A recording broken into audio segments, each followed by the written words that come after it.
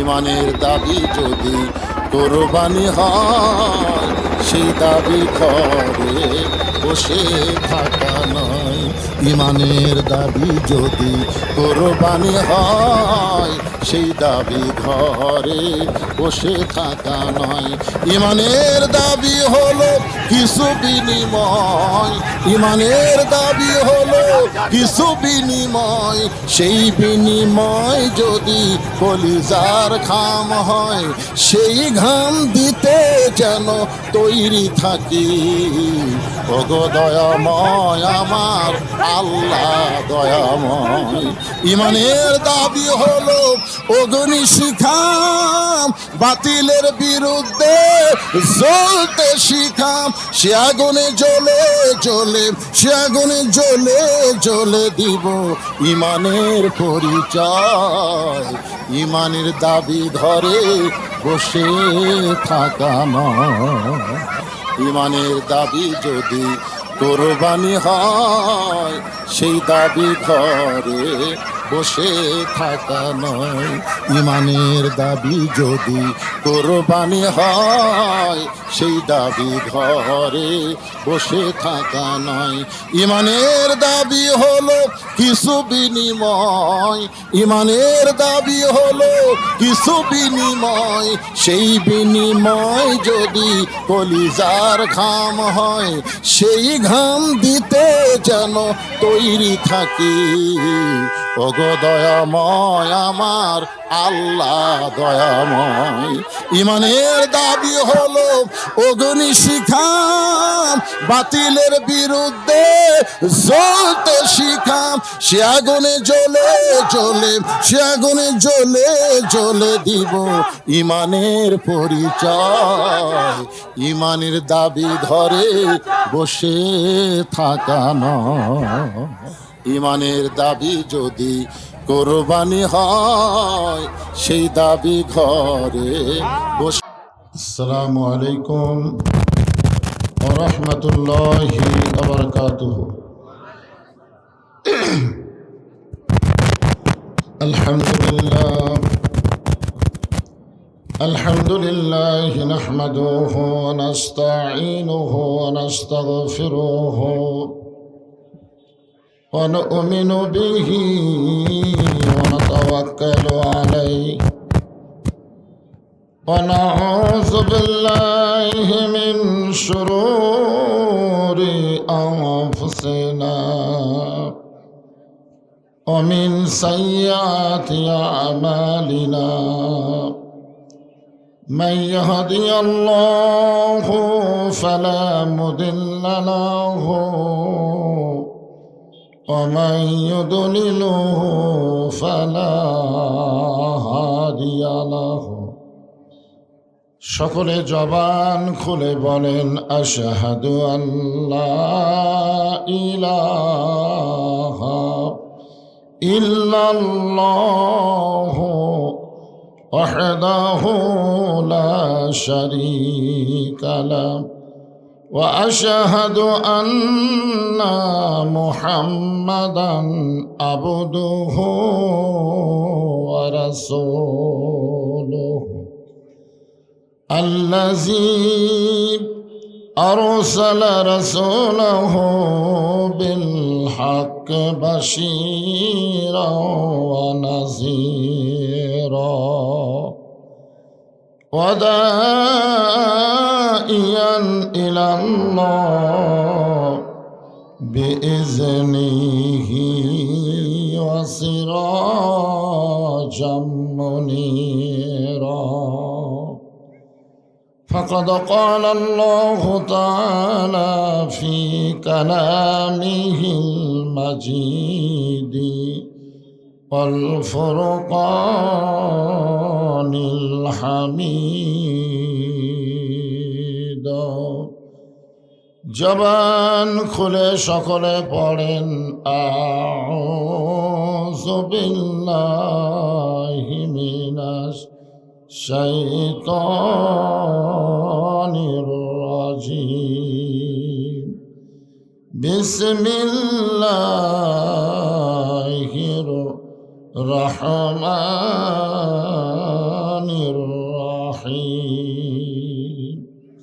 তাবারাকাল্লাযী বিয়াদিহিল মুলক ওয়া হুয়া আলা কুল্লি শাইইন কাদির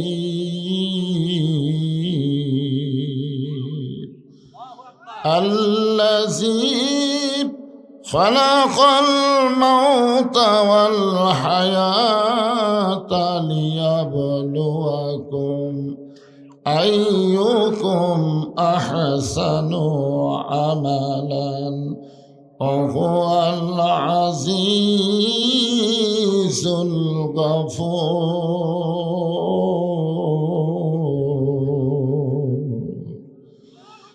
إن الله وملائكته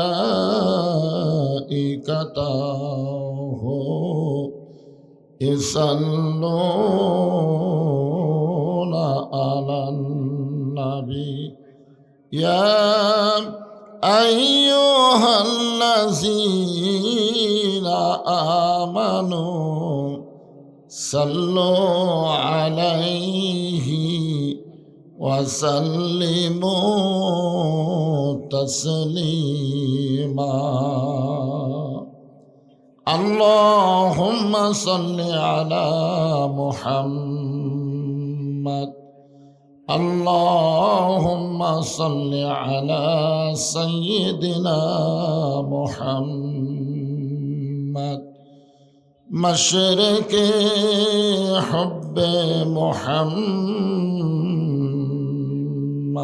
সকলে বলি সাল্লাল্লাহু আলাইহি मतलाए दीवानी माँ मतलाए खुर्शीद अशकास सीनाए सुजाने माँ बलागल उला बिकमालिही कशाफ दुजा बेजमालिह हसनत जमीओ खिसालिह सल्लो अलैहि व आलिहि अल्लाहुम्मा आमीन।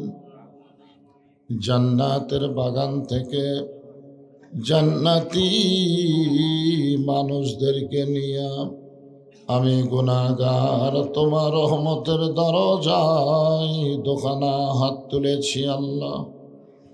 হাসরের ময়দানে জব্বার আর কাহার নামে রূপ নিয়া তুমি যখন বিচার শুরু করবে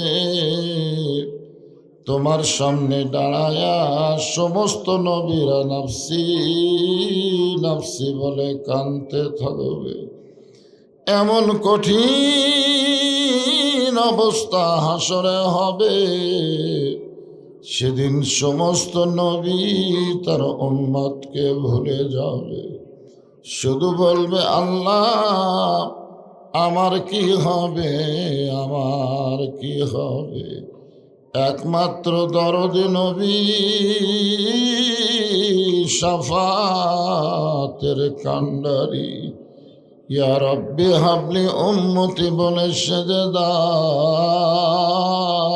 পড়ে যাবে। সেই কঠিন মুসিবতের সময়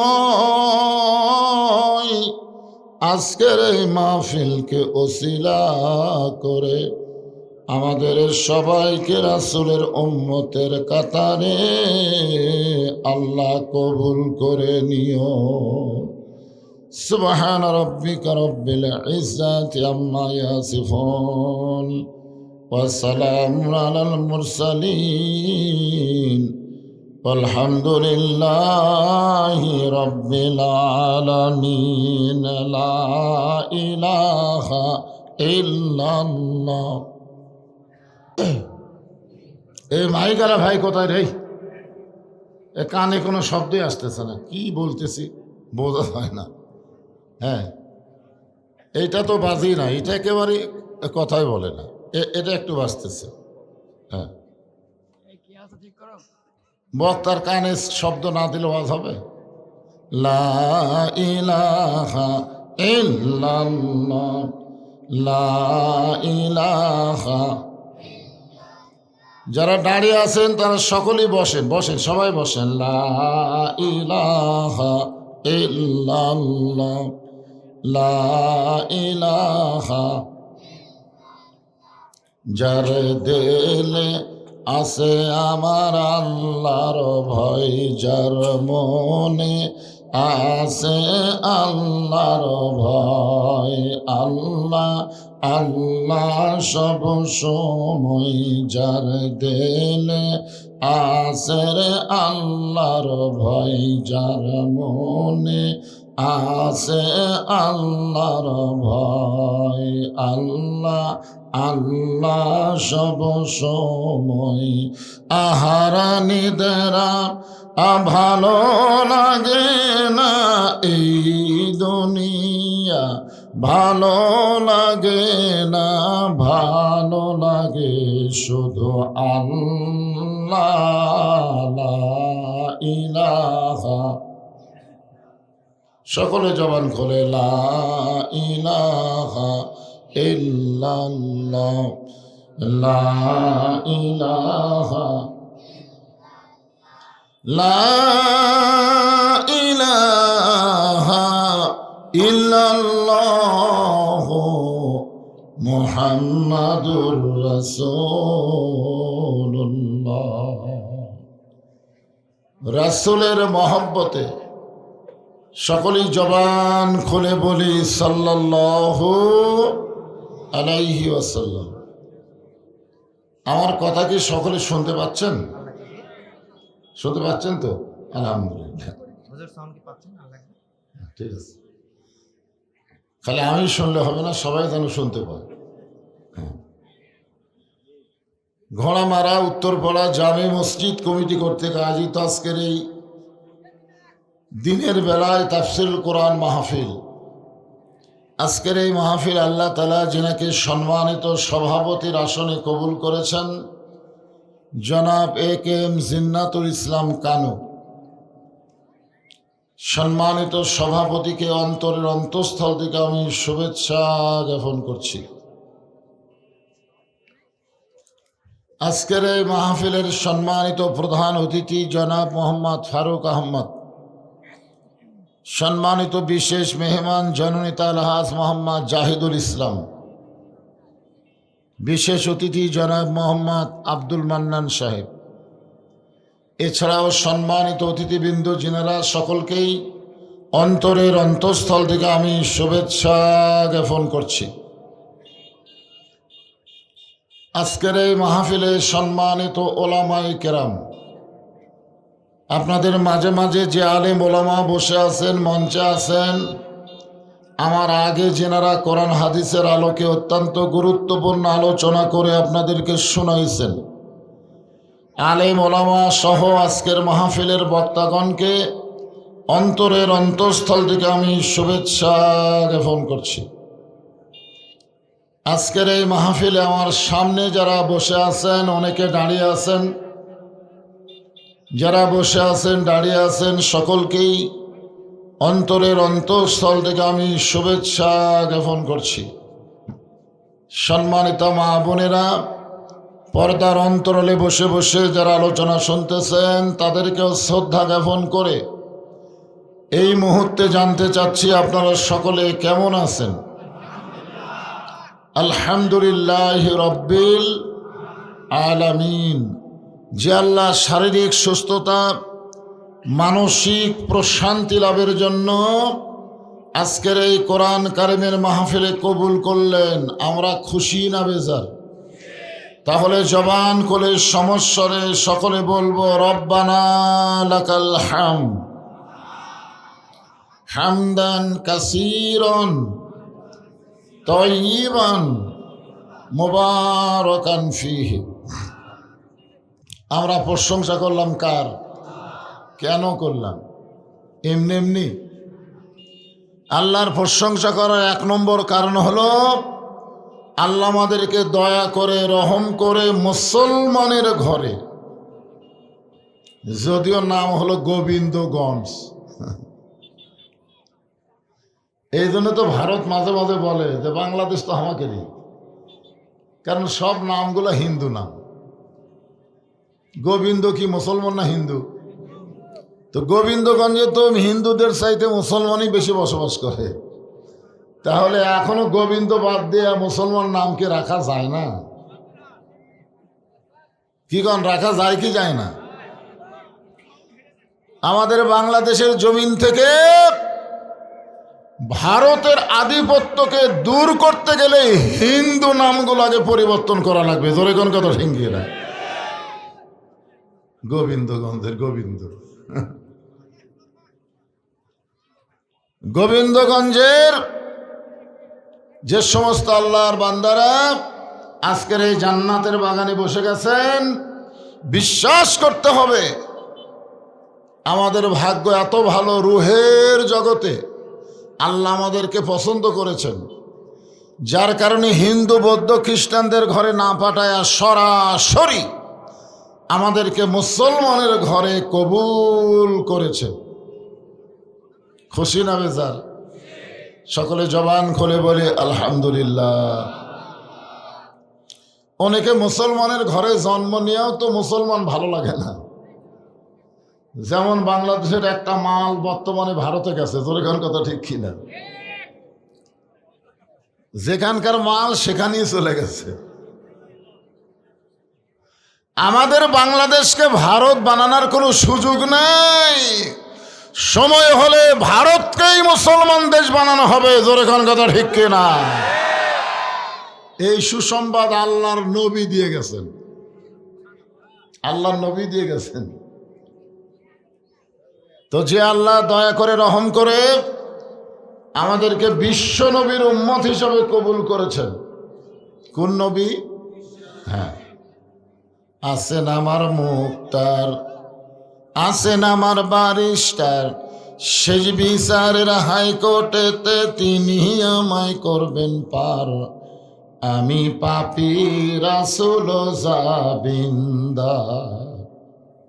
আল্লাহ যখন হাকিম হয়ে আমাদেরকে আসামি বানায় বিচার শুরু করবেন, ওই সময় আমাদের নবী উকিল হয়ে ব্যারিস্টার হয়ে আল্লাহর কাছে আমাদেরকে ওকালতি করে সুপারিশ করে জান্নাতে পৌঁছায় দিবে। এমন একজন নবীর উম্মত হওয়াতে আপনারা খুশি না বেজার? তাহলে জবান খুলে বলি আলহামদুলিল্লাহ। আমরা আল্লাহর প্রশংসা করার কারণ হলো এই যে কোরআন। চারিদিকে সবাই একটু দেখেন তো, একটু তাকায় দেখেন। আমরা বাংলাদেশে কোরআন খালি শুনি। মিজানুর রহমান আজহারির মাহফিল হচ্ছে, লক্ষ লক্ষ মানুষ যাচ্ছে। কি জন্যে? কই শুনবার যাচ্ছি, দেখবার যাচ্ছি। শুধু বক্তা দেখা, কোরআন শোনার জন্য আল্লাহ কোরআন দুনিয়াতে পাঠায় নাই, পাঠাইছে? এই কোরআনের প্রথমে আল্লাহ বলেছেন জালিকাল কিতাবু লা রায়বা ফীহি হুদাল লিল মুত্তাকিন।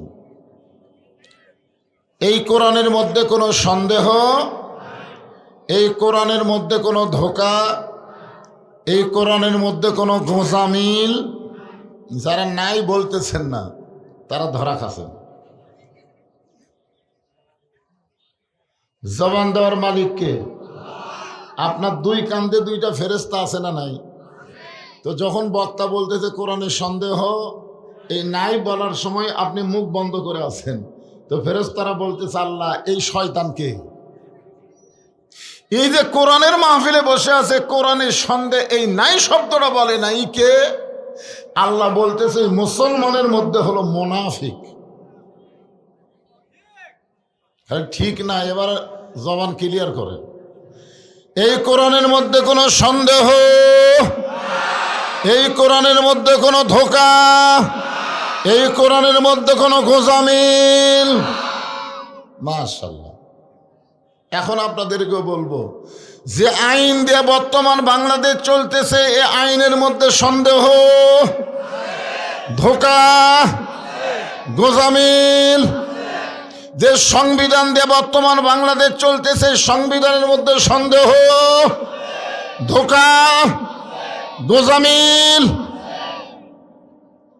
এখন সন্দেহ ধোঁকা গোজামিলের আইন দিয়ে, সন্দেহ ধোঁকা গোজামিলের সংবিধান দিয়ে চলবেন আর মুসলমান হয়ে মরবেন, জান্নাত যাবেন। এটা মামা বাড়ির গল্প না।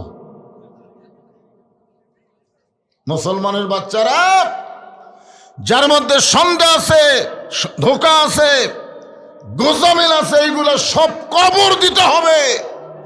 আল্লাহর কোরআন অনুযায়ী আমাদেরকে চলা লাগবে। জোরে কোন কথা ঠিক? সব দেখার দিন শেষ। আগামীতে আমরা দেখবো আল্লাহর কোরআনের বাংলা দেশ।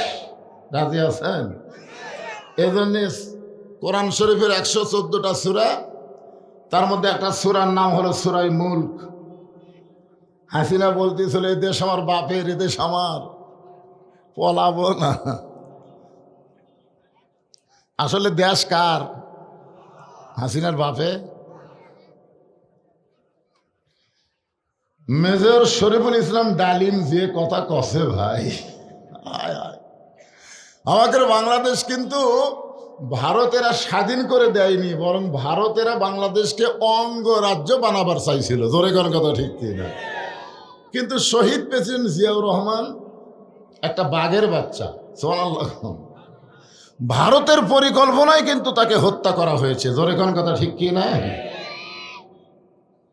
এখন ভারতের দিন শেষ, আমরা হব স্বাধীন বাংলাদেশ। ওরা পেঁয়াজ বন্ধ করে দিয়ে, আলু বন্ধ করে দিয়ে, চিনি বন্ধ করে দিয়ে মনে করছিল বাংলাদেশ না খায় মরবে। যেদিন থেকে এরা বন্ধ করে দিছে সেই দিনই ওইগুলো জিনিসের দাম কমা শুরু হয়েছে। জোরে কোন কথা ঠিক কিনা? কারণ আমরা বিশ্বাস করি ফালিয়াবুদু রব্ব হাযাল বাইত আল্লাযী আত'আমাহুম মিন জু'ইন ওয়া আমানাহুম মিন খাউফ। আল্লাহ বলেছেন ওই ঘরের মালিকের তোমরা গোলামি করো, গোলামি করার সঙ্গে সঙ্গে আমি আল্লাহ তোমাদের 2টা পুরস্কার দিব। 1 নম্বর পুরস্কার হলো তোমাদের কোনো ক্ষুধা থাকবে না, রেজেকের কোনো পেরেশানি থাকবে না, যাবতীয় ভয় ভীতি থেকে আমি আল্লাহ পুরাপুরি নিরাপত্তা দিয়ে দিব। হ্যাঁ, আমাদেরকে নামাজ পড়া লাগবে। জোরে কোন কি পড়া লাগবে? আল্লাহ কোরআনে বলেছি আইয়ুহাল্লাযীনা আমানুস্তাঈনু বিস-সাবরি ওয়াস-সালাহ ইন্নাল্লাহা মা'আস-সাবিরিন। এখন 5তলা বিল্ডিংয়ের 5 তলার উপরে উঠে 1.5 লাখ টাকার খাট, 12,000 টাকার কম্বল, রাত 9টার সময় ওড়ে তামানে দিয়ে বলতেছে আমার বাড়ি আমার ঘর আমাক নামাই কে, আমার বাড়ি আমার ঘর আমাক নামাই কে। এই কথা বলে ওড়ে তামানে কম্বল দিয়ে ঘুমিয়ে গেছে। আপনার বলেন তোর 2 কান্দত ফেরেশতা আছে না নাই? তো ফেরেশতা বলতেছে আল্লাহ মানুষ মুসলমান হলে ঘুমানোর সময় একটা দোয়া পড়ে, আল্লাহুম্মা বিইসমিকা আমুতু ওয়া আহইয়া। ঘুম দেওয়ার মালিককে, চেতন করার মালিককে। তাহলে কি কইয়া ঘুমালো? এই যে করলো আমার বাপের দেশ আমার দেশ। আল্লাহ বলতেছে একটু ধৈর্য ধরো। রাত 3টার সময় একটা ভূমিকম্প আছে। ধরে কোন কি কম্প? খালি বিল্ডিং একটু লড়ে উঠছে, এত ফোর্সে নামছে যে কম্বলের মধ্যে লুঙ্গি খোলা আছে ওইটাও পরার টাইম পায়নি। 9টার সময় কি বলছে যে আমাক নামাই খেয়ে, আর 3টার সময় কি হয়ে নামছে? এ কথা কন না কেন, কি হয়ে নামছে? ন্যাংটা হয়ে নামছে। ফেরেশতা কয় আল্লাহ নামাইলা নামাইলা তাই বলে ন্যাংটা করে নামালা? আল্লাহ বলে যে ক্ষমতার মালিক আমি, নিজের ক্ষমতায় 21 সাল পর্যন্ত যারা থাকতে চায় আমি আল্লাহ 24 সালে তাদেরকে ন্যাংটা করে নামাবার পারি। জোরে কোন কথা ঠিক কিনা? এটা একটা নামার সাইজ হলো। একটা ওয়ার্ড মেম্বার থেকে শুরু করে প্রধানমন্ত্রী পর্যন্ত সব পলে গেল। জোরে কোন কথা ঠিক কিনা? এই দেশ তোর বাপের, তো পলা লিখেন। এই জন্য আমার সঙ্গে সকলে পড়বেন এবং বিশ্বাস করবেন।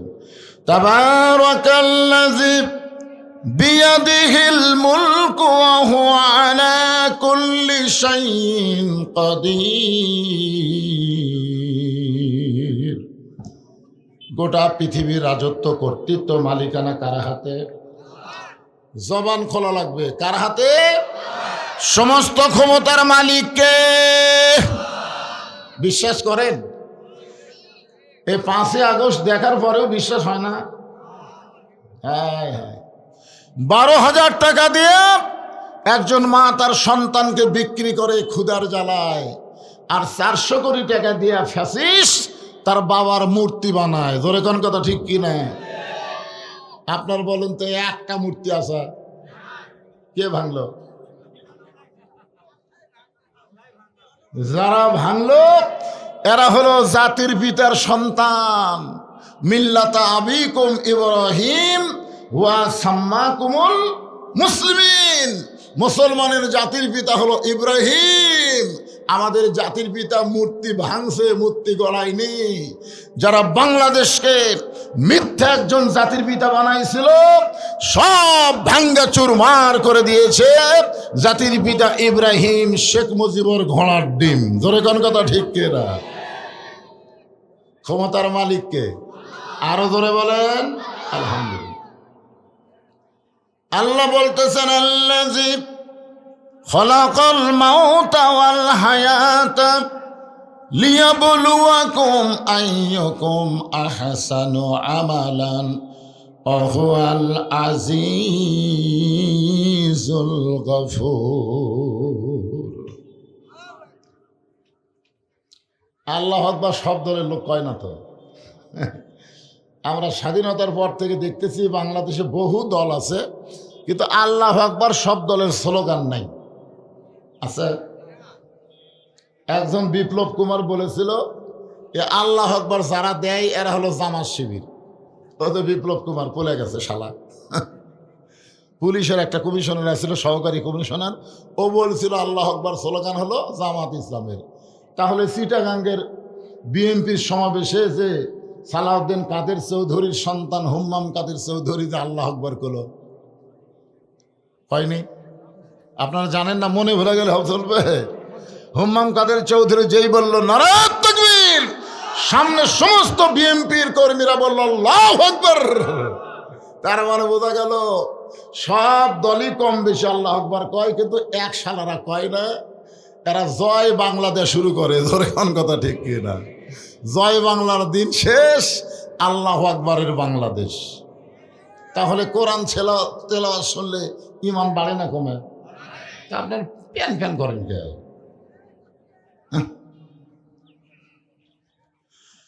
আল্লাহ কোরআনে বলেন, ইন্নামাল মুমিনুনা আল্লাযীনা ইযা যুকিরাল্লাহু ওয়াজিলাত কুলুবুহুম ওয়া ইযা তুলিয়াত আলাইহিম আয়াতুহু জাদাতুহুম ঈমানাও ওয়া আলা রাব্বিহিম ইয়াতাওয়াক্কালুন।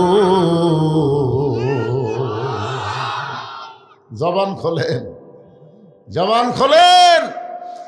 আর জবান বন্ধ রাখার দিন নাই। অন্যায়ের বিরুদ্ধে এখন জবান খুলতেই হবে। জোরে কোন ঠিক কিনা ভাই? আল্লাহ বলতেছেন, মৃত্যু এবং হায়াতকে আমি আল্লাহ সৃষ্টি করেছি পরীক্ষা করার জন্যে। আর ওই পরীক্ষার সাবজেক্ট হলো আহসানু আমালা। পরীক্ষার বিষয়টা হলো সুন্দর আমল।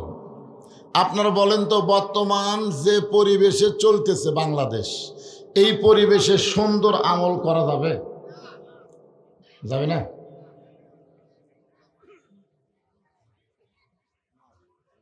দেখেন, এখানেই কোরআনের মাহফিল হচ্ছে, পাশেই হইচই হচ্ছে, ঠিক কিনা বলেন? দেখবেন একদল বাপে নামাজ পড়ে, বেটা বাহিরে ঘুরতেছে, বউ নামাজ পড়ে, স্বামী পড়ে না, দাদা নামাজ পড়ে, নাতি পড়ে না। পরিবেশটা কেমন যেন একটা বিদঘুটে, ঠিক কিনা বলেন?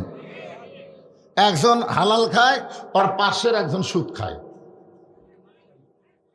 একজন পর্দার মধ্যে থাকে, আর একজন বেপর্দা হয়ে ঘরে। জোরে কোন কথা ঠিক কিনা? আচ্ছা ঠিক আছে, অসুবিধা নেই।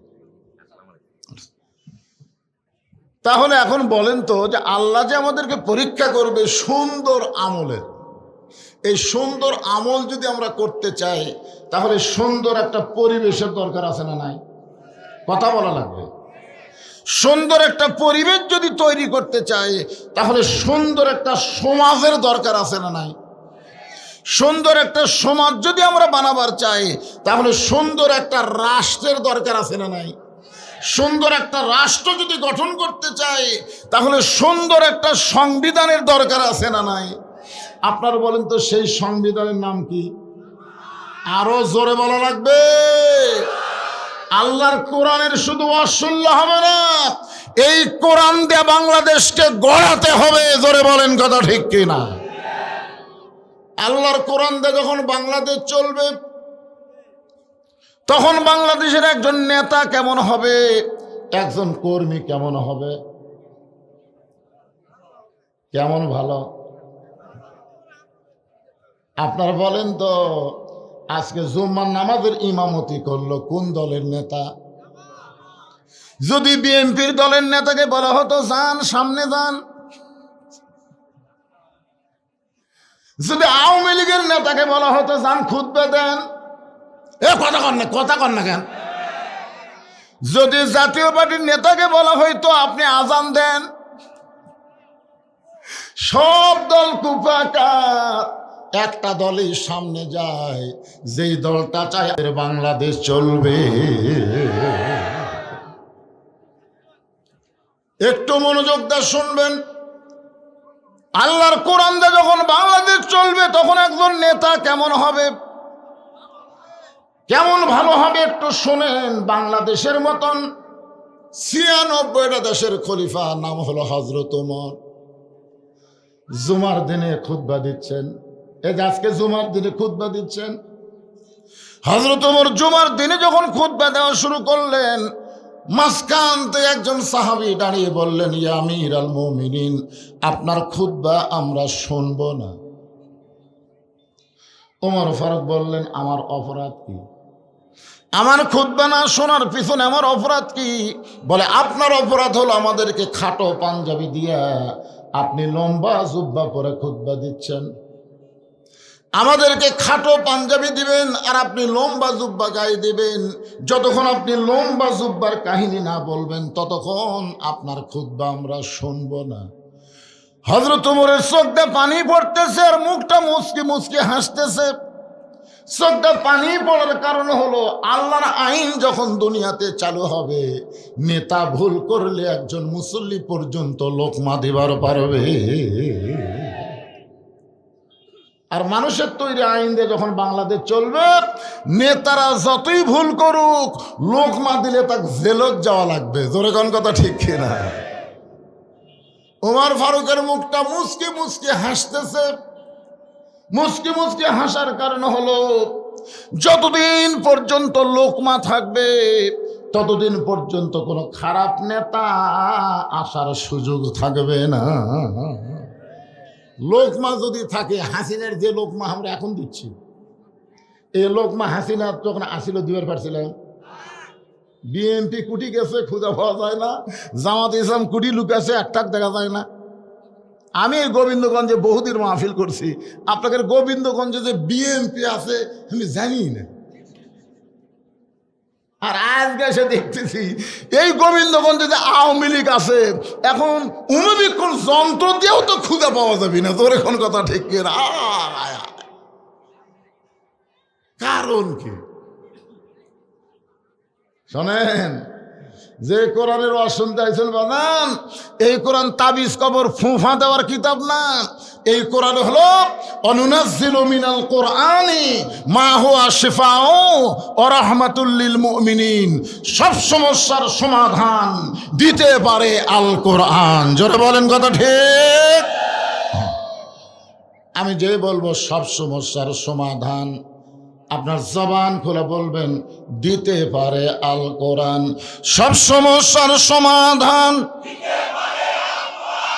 ওমরের চোখটা দর দর করে পানি পড়তেছে আর মুখটা মুচকে মুচকে হাসতেছে।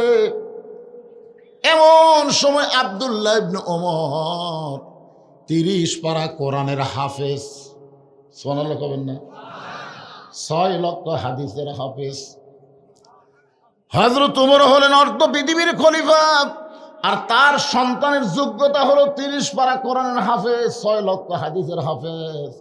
তাহলে বোঝা গেল কোরআন দিয়ে যখন রাষ্ট্র চলবে, খালি নেতা ভালো হলে হবে না, তার সন্তানকে সুশিক্ষা দেওয়া লাগবে। ধরে কোন ঠিক কিনা? আপনারা বলেন তো, হাসিনার বেটা কয় পারা কোরআনের হাফেজ? হ্যাঁ, আমি আশ্চর্য হয়ে গেছি। আমি সারা জীবন শুনছি 1,500, 1,500, আর হাসিনার বেটা ওই বলে তথ্য উপদেষ্টা, ওই করলো 1,500। আমি 1,500 গোটা ডিকশনারি খুঁজে পাই না, কে 1,500 কিনে। যদি আপনাদের মধ্যে কেউ আওয়ামী লীগ থাকে, ওইখানে মাথা চুলকাবি, কে রে হুজুরলা কি আগলারা 1,500 করে কথা আছে, এ কথা কোন আছে, মাথায় লস। 1,500 বিয়ে করছে খ্রিস্টানের এক মেয়ে, সেটাও মনে হয় বর্তমানে নাই, আর একজনের সাথে কাম করতেছে। একটু মনোযোগ দিয়ে শুনবেন, 30 পারা কোরআনের হাফেজ, 6 লক্ষ হাদিসের হাফেজ। হযরত উমরের পাশে দাঁড়ায় বলতেছে, রে নবীর সাহাবীরা, আমার বাবার জুব্বা লম্বা দেখে তোমরা খুতবা বন্ধ করে দিলে। আমার পরনে তাকায় দেখো, আমার পরনে নতুন কোনো জামাই নাই। তোমরা খাটো পাঞ্জাবি হলেও তো নতুন কাপড় পরে নামাজ পড়তে আইছো, কিন্তু আমার পরনে তাকায় দেখো, আমার পরনে নতুন কোনো কাপড় নাই। ওসমান গনি বলে, আব্দুল্লাহ, আজকে জুমার দিনে সবাই নতুন কাপড় পরেছে, তুমি কেন নতুন কাপড় পরলা না? আব্দুল্লাহ বলতেছে, আমি যদি আজকে নতুন কাপড় পরতাম তাহলে আমার বাবার জুব্বা লম্বা হতো না। বুঝতে পারছেন? আব্দুল্লাহ বলে, রে নবীর সাহাবীরা, তোমরা সবাই যখন ঘুমায় যাও, আমার বাবা তখন ঘুমায় না। একদিন গভীর রাত্রে হযরত ওমর যখন ঘর থেকে বের হবেন, বউটা স্বামীর জুব্বা ধরে বলতেছেন, ওমর ফারুকের বউ বলতেছেন, হুন্না লিবাসুল লাকুম ওয়া আনতুম লিবাসুল লাহুন্না। আল্লাহ কোরআনে বলেছে, স্বামী হলো বিবির পোশাক, বিবি হলো স্বামীর পোশাক। এই গভীর রাত্রে আপনি কোথায় যাবেন? ওমর ফারুক বলে, বিবি, যতদিন নবীর সাহাবী ছিলাম ততদিন এই আয়াতের আমল করেছি, কিন্তু যেদিন থেকে মদিনার খলিফা হয়েছি সেদিন থেকে আমার জন্য আল্লাহ তাআলা আইন করে দিল, ইন্নাল্লাহা ইয়ামুরুকুম আন তুআদ্দুল আমানাতি ইলা আহলিহা ওয়া ইযা হাকামতুম বাইনান নাস আন তাহকুমু বিল আদল। বিবিরে, ফোরাতের কুলে একটা কুকুর যদি না খায় মরে, হাসরের ময়দানে আল্লাহ ওমরকে জবাবদিহি করতে হবে। আব্দুল্লাহ বলে, রে নবীর সাহাবীরা, আমি একদিন গভীর রাত্রে ঘুম থেকে চেতন পায়ে দেখি আমার মা দরজায় দাঁড়িয়ে আছে। আমি মাকে বললাম, মা, এত রাত্রে না ঘুমায় আপনি দরজায় কেন? আমার মা বলে, বেটা রে, তুই তো জানিস না, যেদিন থেকে তোর বাবা মদিনার খলিফার দায়িত্ব পাইছে সেদিন থেকে তোর বাবা রাত্রেবেলা আর ঘুমায় না, সারা রাত মানুষের দুঃখ কষ্ট শান্তি নিজের চোখে দেখে। আল্লাহর কোরআন দিয়ে যখন রাষ্ট্র চলবে, নেতা কেমন হবে? একটু মনোযোগ দিয়ে শোনেন। গভীর রাত্রে হযরত ওমর ছদ্মবেশে চোরের মতন মদিনার অলি গলি ঘুরতেছে। হঠাৎ দেখতে পাই মরুভূমির মধ্যে একটা তাঁবু টাঙ্গানো, ওই তাঁবুর মধ্যে 2টা বাচ্চা খালি মা মা বলে কাঁদতেছে। ওমর ফারুক চিন্তায় পড়ে গেলেন, সন্তানগুলো মা মা বলে কান্দে, আর মা বলতেছে, একটু ধৈর্য ধরো, একটু ধৈর্য ধরো বাবা, গোস্ত সিদ্ধ হলেই তোমাদের খাবার দেব। ওমর ফারুক চিন্তায় পড়ে গেলেন, দুম্বার গোস্ত হলে বড় জোর 8 ঘন্টা লাগবে, উটের গোস্ত হলে 1 ঘন্টার বেশি সময় লাগবে না। এত গভীর রাত হয়ে গেল, এখন পর্যন্ত গোস্ত সিদ্ধ হয় না। এইটা কেমন মা? এই মায়ের কলিজায় কি সন্তানের দয়া নাই? ওমর ফারুক আস্তে করে তাঁবুর কাছে গেলেন, ডাক দিলেন, মা, মা গো, তোমার সন্তানগুলো ক্ষুধার জ্বালায় কাঁদতেছে, এতক্ষণ পর্যন্ত তোমার গোস্ত সিদ্ধ হয় না, আর কত সন্তানকে কান্দাবা? মেয়েটা বলে, পথিক, আমার বাড়ি হলো ইয়ামিন দেশে। আমি শুনতে পাইলাম মদিনার খলিফা ওমর অত্যন্ত ভালো মানুষ। আমার দুইটা এতিম বাচ্চাকে নিয়ে আমি মদিনায় আসলাম, কিন্তু বিকেল বেলায় উমরের দরবারে গিয়ে দেখি এত মানুষের ভিড়। আমি ভিড় ঠেলে একজন নারী দুইটা এতিমকে নিয়ে যাবার পারলাম না। আগামীকাল যাওয়ার নিয়তে আমার দুইটা বাচ্চাকে মরুভূমির মধ্যে তাঁবু টাঙ্গাইয়া দুইটা বাচ্চাকে কোলের মধ্যে নিয়ে একটু ঘুমাবার চাই, কিন্তু আমার দুইটা বাচ্চার পেটে এত খিদা লাগছে, ওরা ক্ষুধার জ্বালায় বারবার যখন কাঁদতেছে, আমি তখন মা কি করব? পাতিলে পানি আর পাথর দিয়ে নিচে আগুন জ্বালায় বলতেছি, বাবা, এই গোস্ত সিদ্ধ হলেই তোমাদের খাবার দেব, কিন্তু আমার পাতিলের পাথর সিদ্ধও হবে না, আমার বাচ্চাদেরকেও খাবার দেবার পারবো না। আমি মনে করেছিলাম শুনতে শুনতে এক সময় বাচ্চা দুইটা ঘুমায় যাবে, কিন্তু আমার দুইটা বাচ্চার পেটে এত খিদা, আমার মনে হয় আগামীকাল আমার দুইটা সন্তানকে জীবিত অবস্থায় ওমরের কাছে যাবার পারবো না। সঙ্গে সঙ্গে ওমর বললেন, মা, তুমি আসল জায়গায় বিচার দিও না, মা, তুমি আসল জায়গায় বিচার দিও না। আসল জায়গা হলো আল্লাহ। জোরে কোন আসল জায়গা কি? আমরা নকল জায়গায় বহু বিচার দিছি। আমরা জজ কোর্টে বিচার দিয়েছি, হাইকোর্টে বিচার দিয়েছি, সুপ্রিম কোর্টে বিচার দিয়েছি, কিন্তু আমরা ন্যায় বিচার পাইনি। কারণ প্রত্যেকটা কোর্ট কাছারি হাসিনা দখল করে নিয়েছিল। জোরে কোন কথা ঠিক কিনা? ভালো মানুষগুলো জেলখানা ঢুকাবে আর খারাপ মানুষগুলো জামিন দিবে। তখন বাংলার মুসলমান দেখলো আর ভেজাল জায়গায় বিচার চাই লাভ হবে না, আসল জায়গায় চোখের পানি নিয়ে কানছে, যে কান্দার কারণে আল্লাহ তাআলা আগে ধরে না, এবার আসল ধরা হাসিনা ধরছে। ধরে কোন কথা ঠিক কিনা? ওমর ফারুক বললেন, মা, আসল জায়গায় বিচার দিও না, একটু ধৈর্য ধরে। এই বলে এক দৌড় বাংলাদেশের মতন ৯৬টা দেশের খলিফা হযরত ওমর এক দৌড়ে এসে বাইতুল মালের দরজায় বললেন, আসলাম, একটা খাবার বস্তা আমার মাথায় উঠে দে। আসলাম বলি, আমির আল মুমিনিন, আপনি হলেন আমির, আমি হলাম চাকর, বলেন বস্তা কোথায় নিয়ে যাওয়া লাগবে, আমি কান্দে করে বস্তা নিয়ে যাব। ওমর ফারুক বলে, আসলাম রে, একজনের পাপের বোঝা আর একজন কেউ মাথায় নেয় না, দে, আমার মাথায় উঠায় দে। বিশাল একটা খাবার বস্তা চাকর আসলাম ওমর ফারুকের মাথায় যখন তুলে দেয়, ওমর ফারুক বস্তা মাথায় নিয়ে যখন দৌড় শুরু করে, পিছন দিক থেকে আসলাম কান্দার বলে, আমির আল মুমিনিন, আপনার ভিতরে আল্লাহর এত ভয়, আত্তাকুল্লাহ হাক্কা তুকাতিহি, আপনার ভিতরে আল্লাহর এত ভয়, এত বড় বস্তা নিয়ে যদি আপনি পড়ে যান কষ্ট পাবেন। ওমর ফারুক বলে, আসলাম, সময় মতো যদি পুষবার না পারি, এই ওমরকে জাহান্নামের আগুনে আল্লাহ পুড়াবে। দৌড়াইতে দৌড়াইতে তাঁবুর পাশে গিয়ে বললেন, মা, মা, তাড়াতাড়ি রুটি আর হালুয়া তৈরি করো।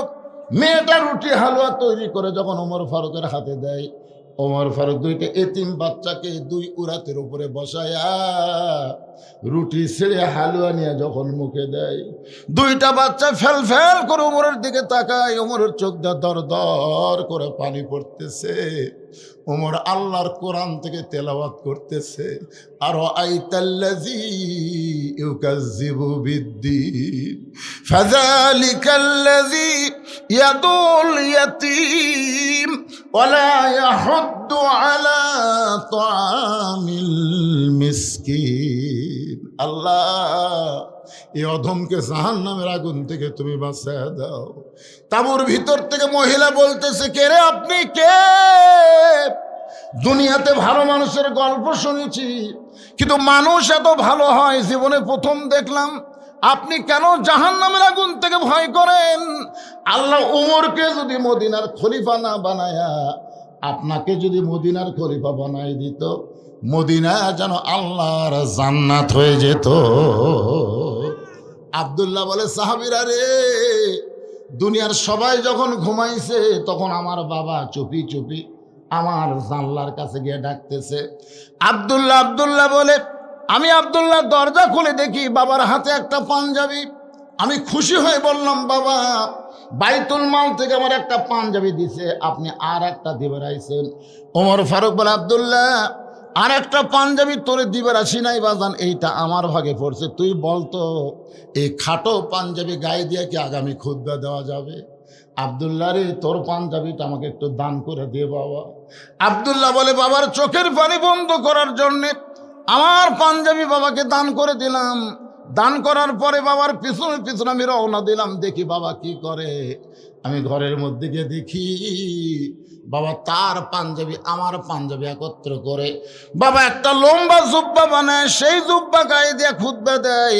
এখন বলো বাবার খুতবা শোনা যায় কি না যায়? সমস্ত সাহাবীরা চিল্লায় বলতেছে, আল্লাহর কোরআন দিয়া যখন রাষ্ট্র চলবে, এমন ভালো মানুষকে মুসলমানেরা নেতা হিসাবে দেখতে পাবে। এখন আপনারা বলেন, ভালো নেতা দেখতে গেলে এই বর্তমান বাংলার আইন দেওয়া হবে না, বর্তমানের সংবিধান দেওয়া হবে না, আমার আল্লাহর কোরআন বাংলাদেশে চালু করতে হবে। কোরআন বিজয়ের আন্দোলন করা লাগবে। জোরে গান কথা ঠিক কি না? আল কোরআনের আলো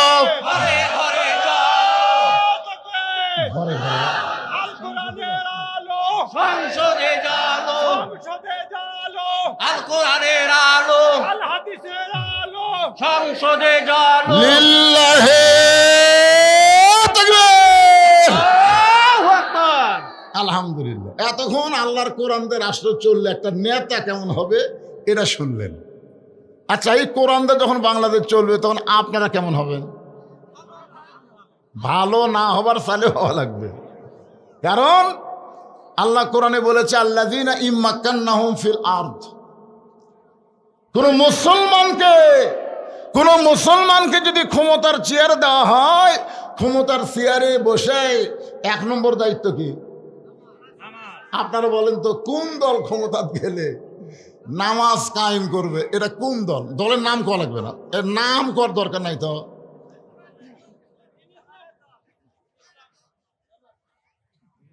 বুঝতে পারতেছেন না? শোনেন, যত চেষ্টাই করেন বাংলাদেশের কোন মানুষকে আপনি ভালো করতে পারবেন না যতক্ষণ আপনি নামাজ কায়েমের বিল পাস না করবেন। জোরে কোন কথা ঠিক কি না? কারণ আল্লাহ কোরআনে ডাইরেক্ট বলে দিয়েছেন, ইন্না সালাতা তানহানিল ফাহশাই ওয়াল মুনকার। একমাত্র নামাজই পারে মানুষকে ফাহিশা এবং যাবতীয় খারাপি থেকে বাঁচাই দিতে। আমাদের যুবকদের হাতে যে মোবাইল, ওরে বাবা রে, আমি যে একটা বুড়া হুজুর তাও খাতির নাই, সমানে খালি পিকচার নিচ্ছে, হুজুর হুজুর হুজুর। ওরা খালি আমার পিকচার নেয়, মাঝে মধ্যে ওরা কারো পিকচার দেখে না। তো এই সমস্ত যুবকদেরকে সাইজ করবার গেলে আপনি র্যাব দিয়ে পুলিশ দিয়ে হবে না। এক নম্বর হলো নামাজ কায়েমের আন্দোলন করা লাগবে। ধরে কোন কথা ঠিক কি না? নামাজ যখন কায়েম হবে, আমার হাজার হাজার মা বোনেরা পর্দার অন্তরে আছে না নাই? জোরকার আছে না নাই? এই জন্যে আমার মা বোনদেরকে লক্ষ্য করে আমি একজন কর্মীর কথা বলবো। কোরআন দিয়ে যখন রাষ্ট্র চলবে তখন একজন কর্মী কেমন হবে, আর সেই কর্মীটা যদি মহিলা কর্মী হয়, মরদ কর্মীর চাইতে মহিলা কর্মী হয় ভালো। কারণ আমরা দেখছি এই গোটা বাংলাদেশ এরশাদ চাচা স্বৈরাচার ছিল, কিন্তু দেশ এত খারাপ ছিল না। জোরে কোন কথা ঠিক কিনা? কিন্তু এরশাদ চাচার পরে বুঝলেন যে দুটা আসছে ভাই, হায় হায়, আমরা মরদ মানুষ। রাসূল বলেছে, মা তারাক্তু, এটা কিন্তু বুখারী শরীফের হাদিস, আলেম ওলামা যারা আছেন হাদিসটা নোট করবেন। মা তারাক্তু বাদি আলা উম্মতি ফিতনাতুন আদার আলা রাজুলু মিনান নিসা, রাওয়াহুল বুখারী কিতাবুল ফিতান। আল্লাহ রাসূল বলেছেন, আমার পরে আমার উম্মতের জন্য সবচাইতে বড় বিপদ হলো মরদ মানুষের জন্য নারী নেত্রী হওয়া। আপনার বলেন তো কোরআনের দলের কোনো মানুষ বলবে যে আমাদের অমুক মেয়ে মানুষ নেত্রী আছে, বলবে? কথা কন না একেবারে।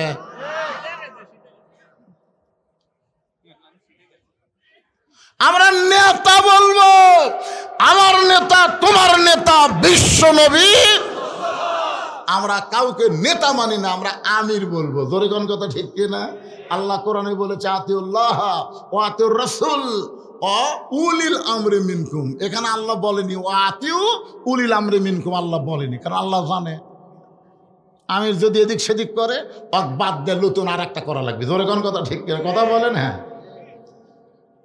এখন আল্লাহর কোরআন দিয়ে রাষ্ট্র চললে একজন মহিলা কর্মী কেমন হবে এইটা বোঝানোর জন্য বলতেছে আমার মায়েরা যারা পর্দার অন্তর আছেন একটু মনোযোগ দিয়ে শুনবেন। কারণ মেয়েরা যদি ভালো না হয় তাহলে ওরা কোনোদিন নরমালে বাচ্চা নেবে না। খারাপ মেয়েরা সব বাচ্চা সিজার করা। জোরে কোন কি করা? কথা কয় না কেন? আমরা উপরে যে কয়জন বসে আছে, যে ওর থেকে শুরু করে এই আমার পুলিশ ভাই থেকে শুরু করে যে কয়টা আমরা বসে আছি, আমরা একটাও কিন্তু সিজার করার ভাই। কোন তো আমরা সিজার করা, আমরা সব নর্মালে। আমার হুজুর সন্তান খালি কান্দে, পানি পড়া দেন তো। আয়াতুল কুরসি পড়ে পানি পড়ে দিলাম, কান্না থামে না। আমি বললাম দেখি তোমার সন্তানকে নিয়ে আসো তো, সরাসরি মারমো। কাছে নিয়ে আসলো, সরাসরি তোরা ফাতিহা আয়াতুল কুরসি যত যত আছে কান্না থামানোর মেরে দিলাম মাথার ওপর। যাওয়ার সময় বলতে তো হুজুর এখন আর দোয়া দরুদের দাম নাই হুজুর, দোয়া দরুদের কাম হবি না।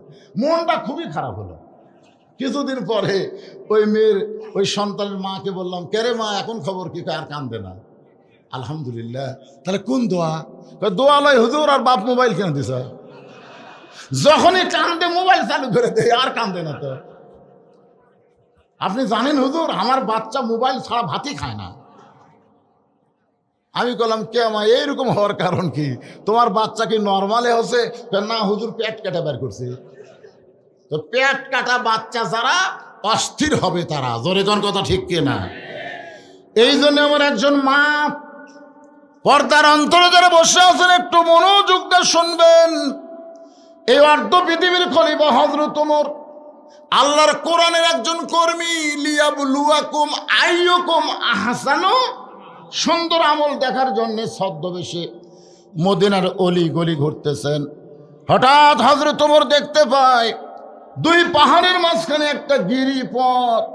ওই গিরিপথের ভিতর দিয়ে একটা সুন্দরী মেয়ে ধীর গতিতে হেঁটে হেঁটে আসতেছে। একটা সুন্দরী মেয়ে। ধরে কোন কি মেয়ে? ওমর ফারুক মেয়েটার দিকে তাকায় বললেন, আলহামদুলিল্লাহ, এটা রাশ্মিকা মান্দানা।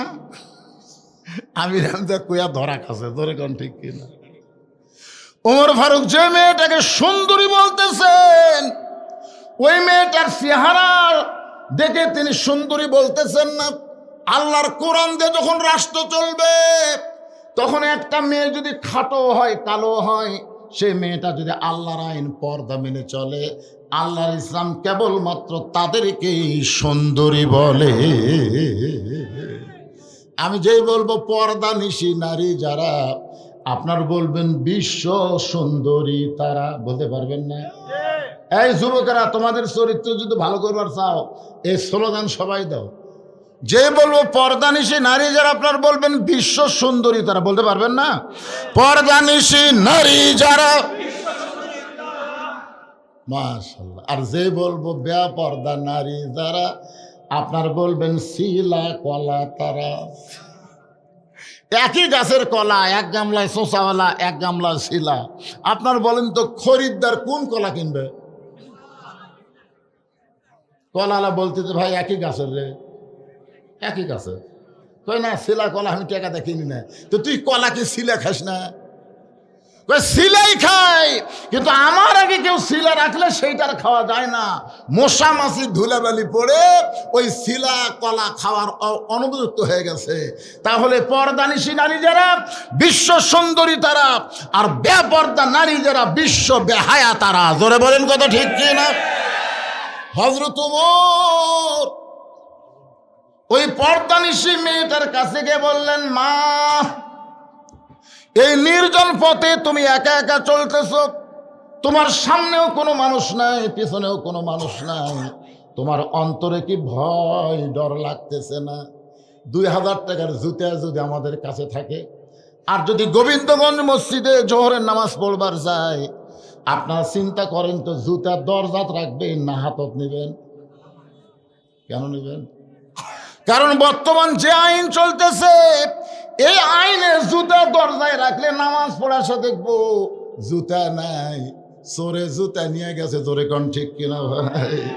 ওমর ফারুক বললেন, মা এই নির্জন পথে তুমি একা একা চলতেছ, তোমার সামনে কোনো মানুষ নাই, পেছনেও কোনো মানুষ নাই, তোমার অন্তরে কি ভয় ডর লাগে না? মেয়েটা বলে, পথিক তুমি কি হযরত উমরকে চিনো? সুবহানাল্লাহ বলেন। মেয়েটা উমরকে লক্ষ্য করে বলতেছে, এই পথিক তুমি কি হযরত উমরকে চিনো?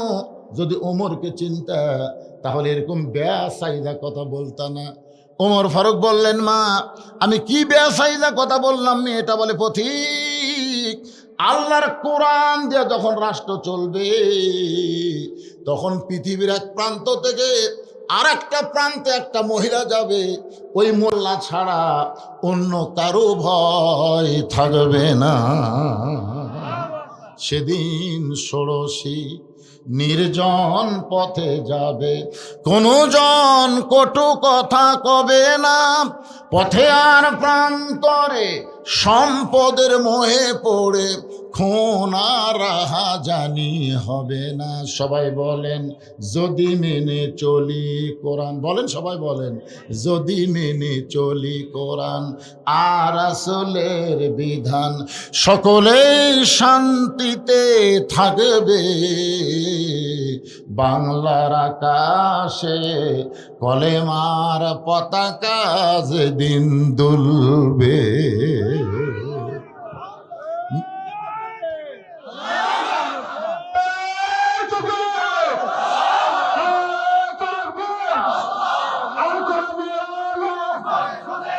সংসদে জালো, আমরা সংসদে চাই।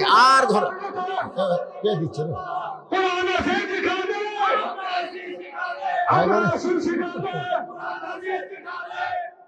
একটু একটু কম দেওয়া লাগবে, কারণ সময় কম, বোঝেন না? 4টার সময় শ্বাস করে দেবে। না না, ওয়াজের কিছুই হয়নি, কেবল নেতা দেখেছি, কর্মী দেখবো, তারপরে লিয়াবলুয়াকুম আইয়ুকুম আহসানু আমালার উপরে তাফসীর শুনবো। ঠিক কিনা বলেন? হ্যাঁ, এখন চিন্তা করে দেখেন, মেয়েটা বলে, পথিক তুমি হযরত উমরকে চেনো? উমর যেদিন থেকে আল্লাহর কোরআন দিয়ে রাষ্ট্র চালায়, সেদিন থেকে পৃথিবীর এক প্রান্ত থেকে আর একটা প্রান্তে একটা মহিলা নির্ভয়ে যাবে, তার কলিজায় খালি একটাই ভয় থাকবে, ভয়টা কার? আর আমাদের ভয় কার? আরে তার মানে বোঝা গেল, মানুষের আইন দিয়ে চললে মুসলমানিত্ব রক্ষা করা যাবে না, ঈমানও রক্ষা করা যাবে না। একটু মনোযোগ দিয়ে শোনেন। ওমর ফারুক বললেন, মা তোমার কথাতে আমি অত্যন্ত খুশি হলাম। আল্লাহর আইন যখন চলবে তখন তার অন্তরে আল্লাহ ছাড়া কারো ভয় থাকবে না। কিন্তু তুমি যে ধীর গতিতে চলতেছো, তোমার চলা দেখে মনে হচ্ছে তুমি একজন দুঃখী নারী। আমার মনে হয় তোমার ভিতরে একটু দুঃখ কাজ করতেছে। মেয়েটা বলে, পথিক আমি আসলে একজন দুঃখী নারী। আজকে 6 দিন হলে হযরত উমরকে আমি খুঁজে বেড়াই। আজকে কয়দিন? 6 দিন হলে হযরত উমরকে আমি খুঁজতেছি। যদি উমরকে খুঁজে পাই তাহলে আমার দুঃখের কথা তাকে একটু বলবার চাই। ওমর ফারুক বললেন, মা তুমি কি পাগলি নাকি? উমর হচ্ছে অর্ধ পৃথিবীর খলিফা। সে উমরকে যদি তুমি পাওয়ার চাও তাহলে তুমি সংসদ ভবনে যাও, তুমি গণভবনে যাও, তুমি রাষ্ট্রীয় ভবনে যাও। ওই সকল ভবনে না গিয়ে তুমি 2 পাহাড়ের মাঝখানে খুঁজতেছো। উমর কি গরু ছাগল নাকি যে 2 পাহাড়ের মাঝখানে তুমি উমরকে খুঁজতেছ? মেয়েটা বলে, পথিক তুমি জানো না, আল্লাহর কোরআন দিয়ে যেদিন রাষ্ট্র চলবে সেদিন নেতা খোঁজা লাগবে না, নেতারাই দুঃখী মানুষকে খুঁজে বেড়াবে। আল্লাহর কোরআন দিয়ে যেদিন বাংলাদেশ চলবে, একটা নেতা আপনাকে খোঁজা লাগবে না। ভোটের আগে নেতা যেমন খোঁজে, ভোটের পরে আরো বেশি খুঁজবে। কথা কন না কেন? আয় আয়, এখনকার নেতারা 5 বছর পর পর, হাসিনার সময় সেটাও ছিল না, কারণ হাসিনার সময় তো ভোটই লাগেনি।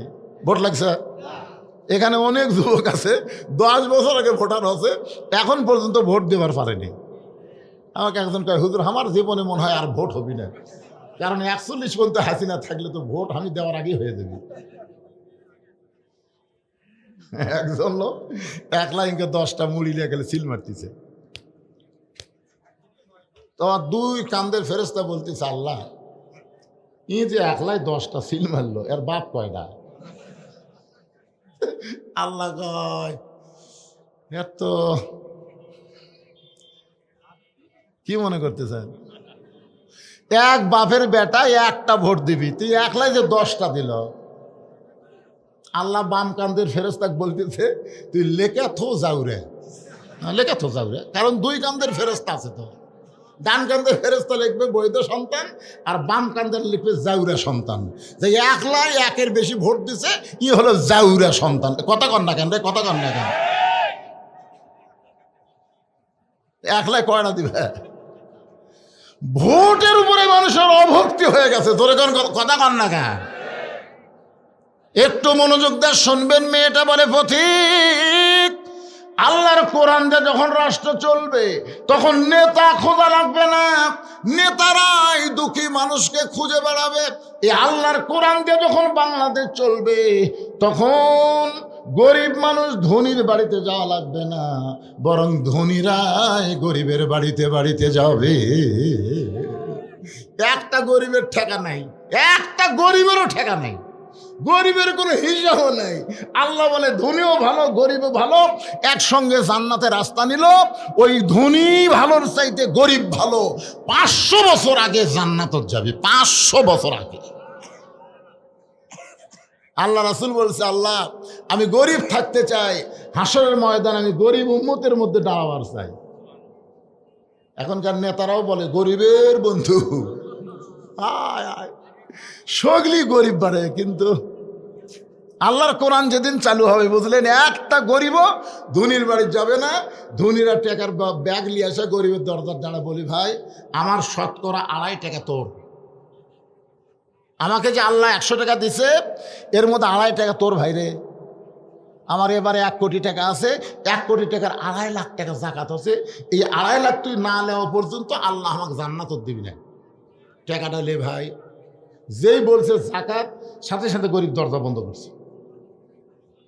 ধনী লোক বলছে, কে ভাই দরজা, এই জাকাত মানে তোর টাকার ময়লা, আমি নেব, না খেয়ে থাকবো রে। আমার এক দাদা ছিল, ইফতারের সময় বহু লোক দাওয়াত দেয়, মুরব্বী হোসেন আমার বাড়িতে একটু ইফতার করে। হ্যাঁ, সারাদিন না খায় রোজা থাকা, ইফতার করে তোকে সব দেবো নাকি আমি একদিন দাদারে বুঝাইলাম, দাদা পরের বাড়িতে ইফতার করলে আপনার সবের কিছুই কমতি হবি না, বরং জান। না না, তুই 2 দিনকার মৌলবি হয়ে আমাকে ফতেও শিখাচ্ছিস নাকি? জীবনে কেউ আমার দাদাকে ইফতারি করা পারেনি। দরকারে পানি খাই ইফতার কর্ম, তাও পরের বাড়িতে ইফতার করা রোজার সব দেওয়ার পারবো না। এই বাংলাদেশে কতগুলো লোক আছে, এরা না খায় থাকবে, কিন্তু জাকাতের টাকা নিবার চাবে না। জোরে কোন কথা ঠিক কিনা? যার বাড়িতে যাই তাই দরজা বন্ধ করে দেয়। 1 ব্যাগ টাকা নিয়ে 7 দিন ধরে ধনী ঘুরতেছে, গরিব দরজা খোলে না। ধনী কান্দের বলে, আল্লাহ আমাকে ধনী না করে যদি গরিব করতা, তাহলেই আমার শান্তি হতো। আমি ধনী হয়ে কি বিপদে পড়লাম আল্লাহ। 7টা দিন হলে 1 ব্যাগ টাকা নিয়ে ঘুরতেছি, এখনো পর্যন্ত কোনো গরিব দরজা খুললো না। মনের দুঃখে ধনী কানতে কানতে মরুভূমির মধ্যে যায়। মরুভূমির মধ্যে গিয়ে দেখে গাছের ছায়ায় একজন বস্তা মাথার দিয়ে ঘুম পাড়তেছে। বেগালা মনে করছে গরিব পাশি, খুশি হয়ে সালাম দেয়, আসসালামু আলাইকুম। বস্তাওয়ালা মাথা তুলে কয়, আলহামদুলিল্লাহ। বেগলা বলে, ভাই সালাম দিলাম। ওয়ালাইকুম সালাম না বলে আলহামদুলিল্লাহ বলার কারণ কি? বলে 1 বস্তা টাকা লিয়া 15 দিন ঘুরতেছি। আমি গরিব পাইনি ভাই, তো গরিব দেখে আল্লাহর শুকরিয়া আদায় করতেছি। বলে আমি ঘুরি 7 দিন, তুমি ঘুরো 15 দিন, তাহলে গরিব গেল কোন জায়গায়? আল্লাহ ডাকতে পারে, রে মুসলমানেরা, সুদ ভিত্তিক অর্থনীতিকে দাফন করে যাকাত ভিত্তিক অর্থনীতি কোরআন দিয়ে যখন চালু করবা, ওই দেশের জন্য আল্লাহ তাআলা অভাবের দরজা বন্ধ করে দিয়া বরকতের দরজা খুলে দিবে। তাহলে আল্লাহর কোরআন দিয়ে যখন রাষ্ট্র চলবে, তখন নেতা খোঁজা লাগবে না, বরং নেতারাই দুঃখী মানুষকে খুঁজে বেড়াবে। মেয়েটা বলে, পথিক, আমি 6 দিন হলে উমরকে খুঁজতেছি, আমি আর 1 দিন খুঁজবো। আর মাত্র কয় দিন? 1 দিন খুঁজে যদি উমরকে না পায়, তাহলে আসল জায়গাত আমি বিচার দেব। এইরকম লোকদের দেখাচ্ছে আসল জায়গা, বোঝেন? সঙ্গে সঙ্গে হযরত ওমর কান্দের, বলে, মা, ওই জায়গায় বিচার দিও না মা, তুমি যে ওমরকে 6 দিন হলে খুঁজতেছো, আমি হলাম সেই ওমর। মেয়েটা হেজাবের ভিতর থেকে বলে, ইয়া আমিরুল মুমিনিন, আপনি যদি সেই ওমর হন, তাহলে চোরের মতন একা একা ঘুরতেছেন, আপনার কি কোনো চামচা নেই? জোরে কোন কি নেই? আয় আয়। আওয়ামী লীগ ক্ষমতাত গেছিল, ক্ষমতাত যাওয়ার পরে ওর যা চামচা হয়েছিল ভাই, বিএনপি তো এখনো ক্ষমতা যায়নি, তাই যত চামচা ঘুরতেছে। তোর কোন কথা ঠিক কিনা? আয় আয় আয়। আমাদের কাহালুতে আওয়ামী লীগের যা আসিল বুঝলেন, এখন তো অনুবীক্ষণ যন্ত্র দিয়েও আর আওয়ামী লীগ খুঁজে পাওয়া যাচ্ছে না। ওদের ব্যবসা প্রতিষ্ঠান, বাড়ি ঘর, পুকুর পুষ্কুনি আর একদল দখল করে বসে আছে। কেরে আগে ধাপের এটা ছিল এক দলের, 5ই আগস্টের পরে ওরা পল আছে আর এক দল। আপনারা বলেন তো, বাংলাদেশের কোন ইসলামী দল কারো ব্যবসা, কারো পুষ্করি, কারো দোকান, কারো বাড়িতে আগুন দিয়েছে, দখল করেছে? কথা বলেন, করেছে? তাহলে আজহারি বলছে একদল খাইয়া গেছে আর একদল খাবি। এই কথা শুনে ওরে বাবা রে। আপনারা বলেন তো, ঘরের তলে কে রে? মা, আমি কলা খাইনি। কে রে পাগলা, কলা খাওয়ার কথা সেটি?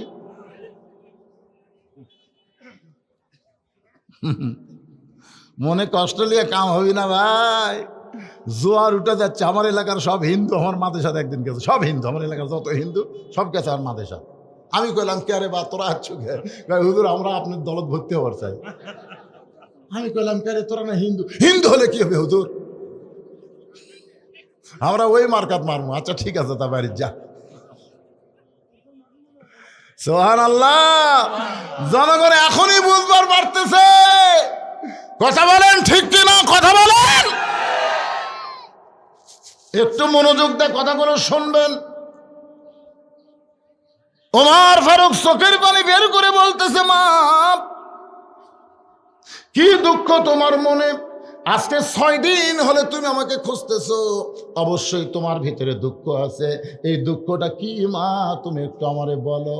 মেয়েটা বলতেছে, আমিরুল মুমিনিন, আমার জীবনের সবচাইতে বড় দুঃখ হলো আমি 6 বছর বয়সে ঈমান গ্রহণ করছি। 6 বছর বয়সে ঈমান গ্রহণ করেছি। শুধু ঈমান গ্রহণ করার অপরাধে আমাকে 12 বছর জালেমের জেলখানায় বন্দি জীবন কাটাতে হয়েছে। একটু খেয়াল করবেন। এ বাবা, এই খেয়াল করা শোনা লাগবে রে। আমি 6 বছর বয়সে ঈমানের কলেমা পড়েছি তা কিন্তু না। মেয়েটা বলতেছে গ্রহণ করেছি। আল্লাহর নবী বললেন, ঈমান গ্রহণ করতে গেলে 3টা বিষয় তোমাকে খেয়াল করা লাগবে। 1 নম্বর বিষয় হলো ইকরার বিল লিসান, 2 নম্বর বিষয় হলো তাসদিক বিল জিনান, 3 নম্বর বিষয় হলো আমল বিল আরকান। এরই নাম হলো ঈমান। উকিল এসে রাত 9:30টায় মীর কাসেম আলীকে বলতেছে, মীর কাসেম আলী নাম শুনছেন? যে রাত 9:30টায় এসে বলতেছে, স্যার আপনার তো 12টার ফাঁসি হবে আজকেই। তো মীর কাসেম আলী মুসকি মুসকি হাসে আর কয়, এখনো 2.5 ঘন্টা। এখনো কত ঘন্টা? উকিলকে বলতেছে, ভাই 2.5 ঘন্টা তখন টাইম আছে, আমি 2 ঘন্টা একটু ঘুম পারবো। উকিল কয়, কে মাথা ঠিক আছে, 12টার সময় তার ফাঁসি হবি, তাই বলে 2 ঘন্টা ঘুম পারবি? উকিল মনে করছে ফাঁসির কথা মনে করে পাগলা হয়ে গেছে। উকিল মন খারাপ করে বের হয়ে গেছে। 2 ঘন্টা পর ঘরের মধ্যে ঢুকে দেখে, সেলের মধ্যে ঢুকে দেখে লাখ ডাকে,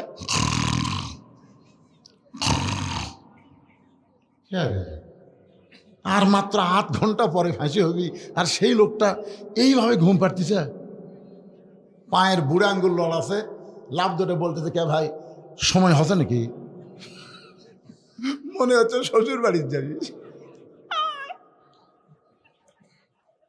না স্যার, এখন 8 ঘন্টা দেরি আছে। 8 ঘন্টা তখন দেরি আছে ভাই, তাহলে তো সময় তখন আছে। অজু করে এসে 2 রাকাত নামাজ পড়ে, কোরআনের 2টা সূরা পড়ে, যে কটা পাঞ্জাবি ছিল এর মধ্যে যেটা সবচেয়ে ভালো, উকিল বলতেছে দেখো তো এই কোটার মধ্যে কোনটা ভালো। তবে স্যার এটাই তো নতুন নতুন লাগে। ওটা পরে আতর সুরমা দিয়ে করছে, ভাই চলো যাই।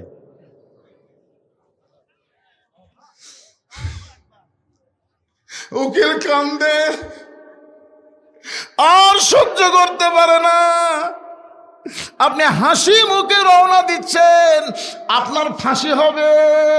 মীর কাসিম আলী মুস্কি মুস্কি হাসিয়ার বলে, ঘুমের মধ্যে আল্লাহ আমার ফয়সালা দিয়ে দিছে। তুমি বলতেছো আমার ফাঁসি হবে, আমাকে অন্যায় ভাবে ফাঁসি দেওয়া হচ্ছে। আল্লাহ পাক আমাকে জানাই দিয়েছে, কাসিম আলী আয়, আমি আল্লাহ তোর জন্য 8টা জান্নাতের দরজা খুলে রেখেছি, তুই মরবি না রে। ওয়ালা তাকুলু লিমান ইউকতালু ফি সাবিলিল্লাহি আমওয়াতুন বাল আহইয়া ওয়ালাকিন লা তাশউরুন।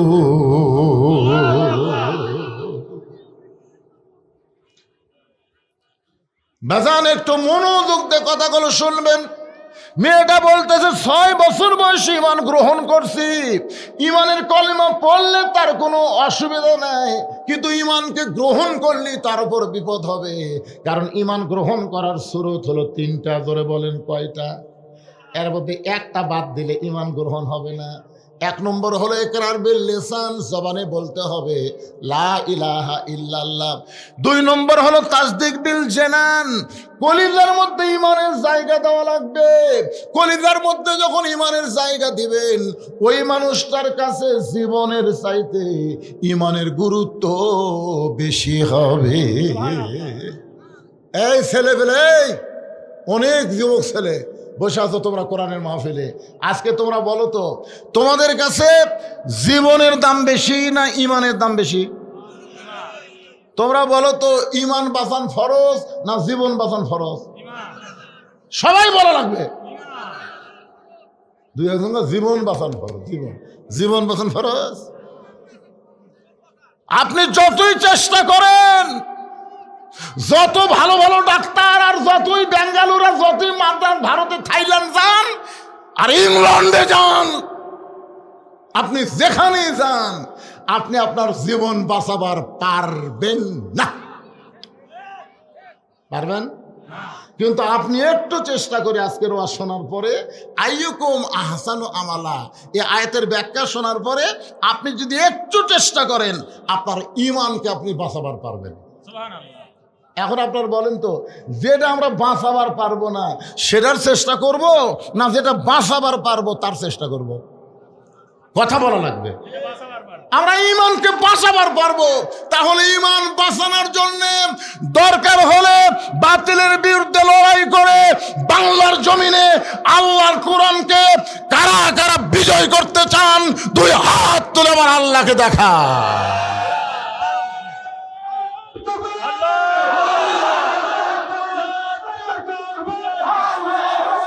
হাত নামান, হাত।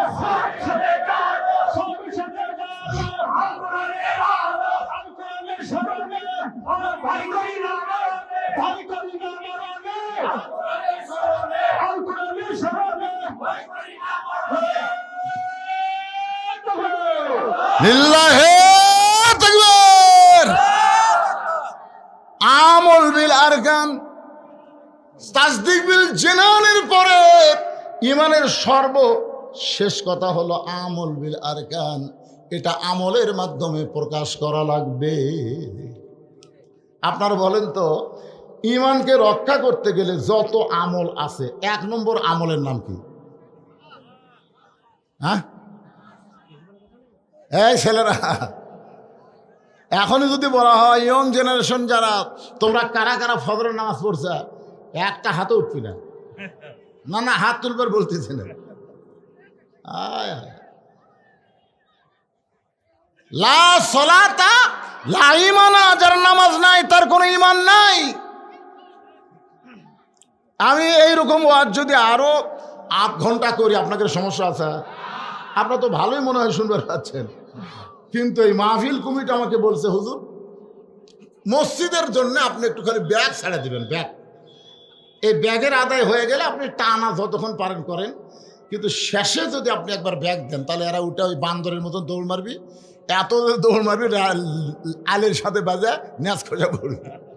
মানে এরা ওয়াজ শুনবি কিন্তু টাকা দেন, আপনি 10 টাকা দেন, 20 টাকা দেন আল্লাহর ঘরের জন্য। ব্যাগ যদি আপনাদের কাছে যায়, ওই পিছনের লোকেরা আপনাদের কাছে যদি ব্যাগ যায়, কারা কারা 1 টাকাও দিবেন না? হাত তোলেন তো দেখি। কারা কারা দিবেন? 10 পারেন, 20 পারেন, 50 পারেন দিবেন, তারা একটা হাত তোলেন তো দেখি। সবাই তো হাত তুলছে রে, এ টাকার না বস্তা হবে বারে। এই ব্যাগালারা কুটি রে, এই ব্যাগালা কুটি 100 ব্যাগ দেওয়া আছে, 100 ব্যাগ। খালি দেখবেন ব্যাগগুলো আপনাদের সাইজ ব্যাগ না কারু ব্যাগ। এখনই তো হ্যাঁ, আমল বিল আর কানের উপর ওয়াজ হচ্ছে। ব্যাগের মধ্যে টাকা দেওয়াই মানে আহসানু আমালা, সুন্দর আমল, আখিরাতকে বিশ্বাস করা। জোরে কোন কথা ঠিক কিনা? যারা টাকা দান করে তারা কি দুনিয়াত পাওয়ার চায়? আখিরাত। আখিরাতের বিশ্বাস করে 10, 20, 50, 100, 500 যাই যা পারেন। ওই যে ব্যাগলা নামছে, আমার মায়েদের মধ্যে আদায় হবে। তলার নামে আটা তলার একজন মা অসুস্থ, দোয়া চায় 200 টাকা দান করেছে। আল্লাহ আমার মাকে পুরাপুরি সুস্থতা দান করেন। জোরে বলে আল্লাহুম্মা আমিন। এইরকম যদি কেউ মনে করেন হুজুর আমরা ব্যাগের মধ্যে 500, 1000 দেব না, আমরা ট্রেজে দিব, তাহলে আপনি এক সাইড দিয়ে এসে দিতে পারেন। সিয়ারত যারা বসে আছেন 500, 1000, 2000 এরকম যদি কেউ দেন, এখানে অতিথি আছে, বিশেষ অতিথি আছে, অনেকে আছেন, তারা হয়তো 2000, 4000, 5000 দিবে। তারা ওই ব্যাগের মধ্যে তারা না দিয়ে তারা ট্রেজে এসে 5 মিনিটের মধ্যে আদায় কমপ্লিট। তারপর আমার আবার টানা ওয়াজ করা লাগবে, বুঝলেন না? হ্যাঁ, দেন দেন, কে দিবেন? তো দিবেন। মাশাআল্লাহ। ও আমার একই গ্রামের আমরা ভয়রা ভাই, একই গ্রামে আমাদের বিয়ে হয়েছে। আমার ওই গামলা গ্রামের মোখলেসরের জামাই আমার ভাইজান ভয়রা ভাই 500 টাকা দান করেছে আল্লাহর ঘর মসজিদের উন্নয়ন কল্পে। আল্লাহ দানকে কবুল করেন, আল্লাহুম্মা আমিন। আর একজন আল্লাহর বান্দা 500 টাকা দান করলো, আল্লাহ কবুল করেন। আর একজন 100 দান করছে, আল্লাহ কবুল করেন। এ চাই আমার ভাইজান এতক্ষণ ধরে আমার পিছনে খাড়া হয়ে আছে, ভাইয়ের কাছে চেয়ার বলতে দেয়। আচ্ছা ঠিক আছে, আল্লাহ কবুল করেন। ভাইজানের বাড়ি আমার সেই কুড়িগ্রাম নাগেশ্বরী। আমার ভাই এখানে আছে, যাবতীয় বিপদ আপদ থেকে আল্লাহ তাকে হেফাজত করেন। জোরে কোন আমিন। কেরে ওটা বসা শুরু হলো কেরে, এই টাকা দেওয়ার সময় যদি অজাতা উঠেন আপনি ফেল মারে গেলেন তো। মিন শাররিল ওয়াসওয়াসিল খান্নাস, আপনার উপরে খান্নাস বিজয় হলো। খান্নাস, হ্যাঁ উঠবেন কেন? আপনারা তো বসার জায়গা পাচ্ছেন। এই যে ভাইয়ের আমার 1.5 ঘন্টা হলে খাড়া হয়ে আছে, দেখছেন? এখন পর্যন্ত তারা রাস্তা ছাড়েনি, জায়গায় ছাড়েনি।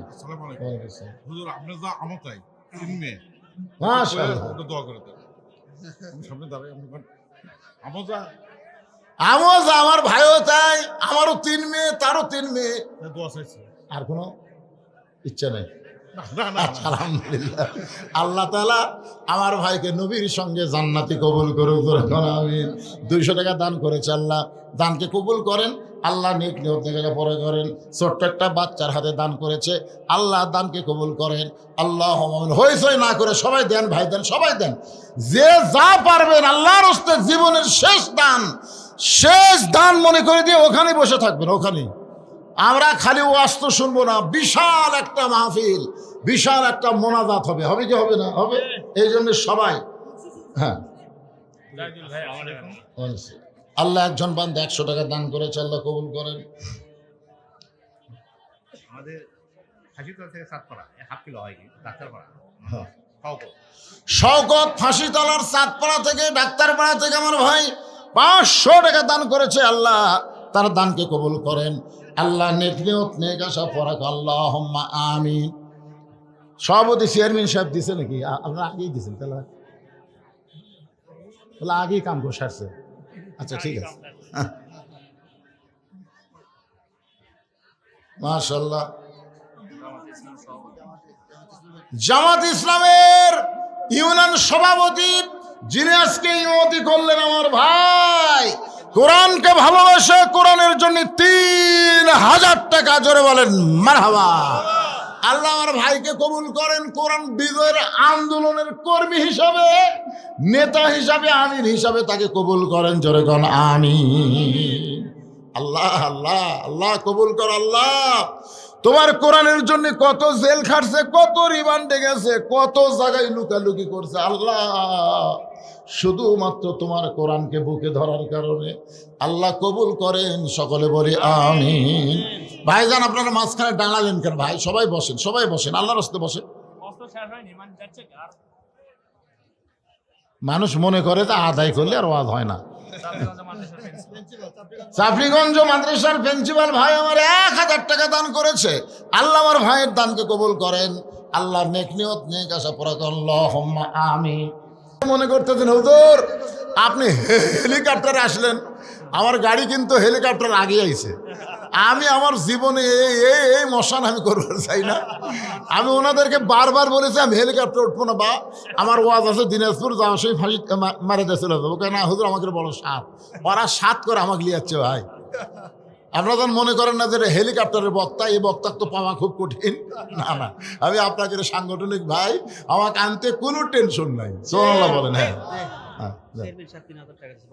বর্তমান চেয়ারম্যান সাহেব আছে না গেছে? উনি নাই। চেয়ারম্যান সাহেব 3000, সব জায়গার চেয়ারম্যান পল আছে, এটা পলাইনি।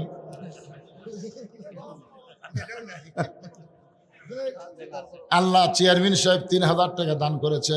আল্লাহ তার দানকে কবুল করেন। আল্লাহ নেক নিয়ত নেক আশা পরাক আল্লাহুম্মা আমিন। আমার মায়েদের মধ্যে আপনারা কি ব্যাগ দিচ্ছেন? মায়েদের মধ্যে হ্যাঁ, আর ছেলেরা যেগুলো আদায় করছে সব ব্যাগলা টেজর চলে আসো বাবা, সব ব্যাগলা চলে আসো। ব্যাগ কিন্তু গুনতে আছে, সাইড মারার কোনো উপায় নাই। হ্যাঁ একটু জিকির করে লা ইলাহা ইল্লাল্লাহ, লা ইলাহা ইল্লাল্লাহ, লা ইলাহা, লা ইলাহা ইল্লাল্লাহু মুহাম্মাদুর রাসূলুল্লাহ সাল্লাল্লাহু আলাইহি সাল্লাম। আগামী 11ই ফেব্রুয়ারি, বুঝলেন, 11ই ফেব্রুয়ারি রাতের বেলা কি টুলি, মোগল টুলি আমার মাহফিল আছে, কলজা ভরে ওয়াজ হবে। রাতের বেলা ওয়াজ বুঝতেছেন না? দিনের বেলা ওয়াজ চিন্তা করতে করতে আসরের চিন্তা কর লাগে। অনেকে আবার কবি হুজুর চারিদিকে আজান হয়ে নামাজ হচ্ছে, আবার ওয়াজ মারতেছেন। ওয়াজ আগে না নামাজ আগে? এই জন্যে 11ই ফেব্রুয়ারি আল্লাহ যদি হায়াতে বাঁচায় রাখে, মোগল টুলি কদ্দূর হয় এখানে? ইসালে সব তবারকও আছে মাশাআল্লাহ। মোগলটলি মাজারে ওয়াজ হবে 11ই ফেব্রুয়ারি। আল্লাহ যেন কবুল করে, ধরে কোন আমিন। এখন শোনেন, মেয়েটা বলতেছে 6 বছর বয়সে মান গ্রহণ করেছি, 12 বছর জালেম শাহির জেলখানায় ইমানের পরীক্ষা দিয়েছি। সকালবেলা 3টা করে চাবুক, বিকালবেলা 3টা করে চাবুক মারছে। আমার দেহের এমন কোনো জায়গা নাই যে জায়গায় চাবুকের আঘাত লাগে নাই। ইয়া আমিরুল মুমিনিন, আপনি যখন রোম পারস্য দখল করেছেন, এই জায়গায় আমি ওয়াজটা রাইখা দিয়ে আমি আপনাদেরকে নিয়ে গেলাম তাসদিক বিল জানানের পরে আমল বিল আরকান। আমল বিল আরকানের যত আমল ইমান রক্ষা করার জন্য 1 নম্বর হলো নামাজ। রাসূল বলেছে লা সালাতা লা ঈমানা, যার নামাজ নাই তার ঈমান নাই। কারা কারা জোহরের নামাজ পড়েননি, জুম্মার নামাজ পড়েননি, আবার ওয়াশিল আসরের নামাজ পড়বেন না? একটু চিন্তা করে দেখেন। লা সালাতা লা ঈমানা, যার নামাজ নাই তার ঈমান নাই। বাইনাল আবদি ওয়াল কুফরি তরকুস সালাত, বান্দা কাফেরের মধ্যে পৃথক করার জিনিসটার নাম হলো নামাজ। পুরুষের জন্য 1 নম্বর নেক আমল হলো নামাজ। ঈমান রক্ষা করার জন্য মহিলাদের জন্য 1 নম্বর নেক আমল হলো পর্দা। আমার মায়েরা যারা পর্দার অন্তর আছেন, মা আপনাদের জন্য 5টা মিনিট আমি একটু ওয়াজ করে মোনাজাত করব, একটু মনোযোগ দিয়ে শোনেন। গভীর রাত্রে ফাতেমা হযরত আলীর বুকের মধ্যে মাথা লুকায় কাঁদতেছে। আলী বলে, ফাতেমা হঠাৎ কান্দার কারণ কি? তোমার শরীর কি খারাপ করছে নাকি? ফাতেমা বলে, স্বামী গো, আমার কান্নার কারণ হলো আল্লাহ তাআলা আমার দোয়া কবুল করছে। আলী মুস্কি মুস্কি হাসে আর বলে, পাগলি কয় কি? আল্লাহ দোয়া কবুল করছে, আনন্দের কথা। ফাতেমা বলে, স্বামী কি দোয়া আল্লাহ কবুল করছে, আপনি কি শুনবেন না? আলী বলে, ফাতেমা কি দোয়া করছো সেটা কবুল করলো। ফাতেমা বলে, আল্লাহ তাআলা পর্দার মধ্যে আমার মৃত্যু দিবে, এই দোয়া আল্লাহ কবুল করছে। আলী বলে, ফাতেমা সারা জীবন তুমি পর্দার মধ্যে থাকলে পর্দার মধ্যেই তোমার মৃত্যু হবে, এইটা খুশি হওয়ার কথা, কান্দো কেন? ফাতেমা বলে, স্বামী গো, আমার মৃত্যু কবে হবে এইটাকে আপনি শুনবেন না? আলী বলে, ফাতেমা কে কখন মরবে এটা দুনিয়ার কোনো মানুষ বলতে পারে না। ফাতেমা বলতেছে, আল্লাহ পাক আমাকে জানাইছে আজকে গভীর রাত্রে ফাতেমার মৃত্যু হবে। যেই মাত্র কইছে গভীর রাত্রে ফাতেমার মৃত্যু হবে, গাছের গোড়া কাটলে গাছটা যেমন পড়ে যায়, হযরত আলী তেমনি পড়ে গেলেন ঘরের মাঝায়। মা ফাতেমা মুস্কি মুস্কি হেসে স্বামীর মাথাটা উড়াতে নিয়ে কপালে একটা চুমা দিয়ে বললেন, স্বামী গো, এমন করে আপনি কাঁদবেন না, কারণ আসলে যাইতে হবে। সবচাইতে সুন্দর আমল হলো লা তামুতুন্না ইল্লা ওয়া আনতুম মুসলিমুন। তোমরা মুসলমান না হয়ে মরিও না। মুসলমান হয়ে যদি আমরা মরতে চাই তাহলে মানুষের আইনের উপরে মরলে হবে না, মানুষের সংবিধানের উপরে মরলে হবে না, আমার আল্লাহর কোরআনের আইনের উপরে মৃত্যুবরণ করা লাগবে। ধরে কোন ঠিক কি না? 1 নম্বর আইন হলো মেয়েদের জন্য করোনা ফি বুয়ুতিকুন্না ওয়ালা তাবাররুজনা তাবাররুজাল জাহিলিয়াতিল উলা। আজকে আমি বহু মেয়েকে দেখলাম আপনাদের এলাকায় এসে, পুরুষের মধ্য দিয়ে তারা হেঁটে যাচ্ছে, পুরুষ আসতেছে মেয়েরা যাচ্ছে। এটা কিন্তু পর্দা না, এটার নাম কিন্তু পর্দা না। পর্দাটা কেমন একটু খেয়াল করলে, একটা মহিলা মারা গেলে তাকে 5টা কাপড় দেওয়া লাগে। শুধু 5টা কাপড় দেওয়া লাগে না, যেই খাটনিতে মহিলার লাশ থাকে ওই খাটনিটাও কিন্তু চাদর দিয়ে ঢাকা লাগে। ধরে কোন কথা ঠিক কি না? তাহলে মরার পরে যদি 5টা কাপড় দিয়ে খাটনি পর্যন্ত চাদর দিয়ে ঢাকতে হয়, তাহলে জীবিত অবস্থায় মেয়েদেরকে কেমন ভাবে চলা লাগবে, এরই নাম পর্দা কয়। আর এই পর্দা ওয়াজ দেওয়া হবে না, এই পর্দা হবে আল্লাহর কোরআনের আইন দিয়ে। ধরে বলেন ঠিক কি না? ফাতেমা বলে, স্বামী গো, আমি মরে যাওয়ার পর আমার 3টা চাওয়া আপনাকে পুরা করা লাগবে।